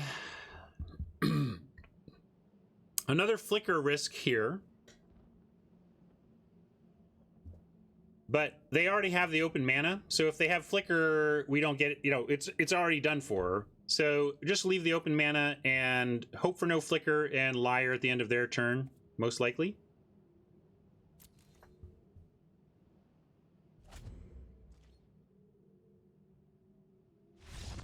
All right, folks.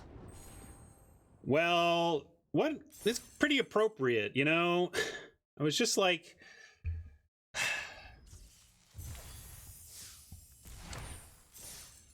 You know, I was talking at the beginning of this draft about being on a 2-week mediocrity streak. Not even like the roughest of rough. It's not like we had no good results or whatever, but after starting out this format, always getting at least 2 wins in our best of 3 and just generally crushing it. We had a 74% win rate in best of 3 when we started this format.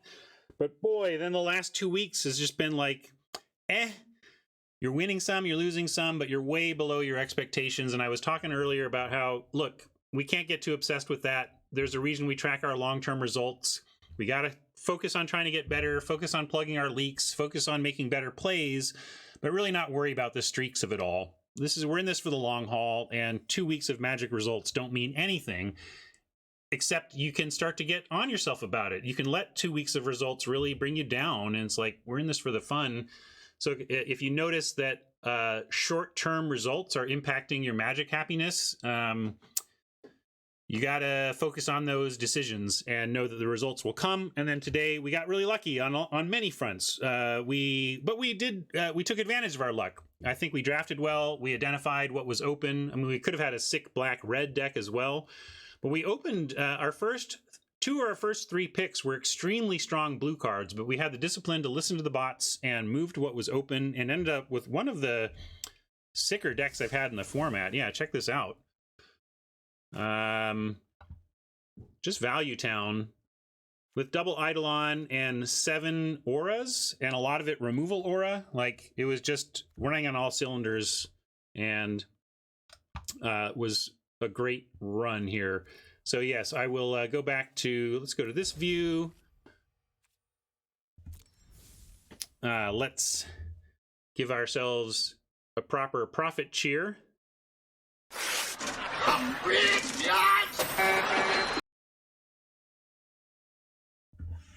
And say farewell to our YouTube friends. Thank you for hanging out for that. When the bots decide that none of them want black cards, it turns out you're more likely than usual to go 7-0. Yeah. See ya.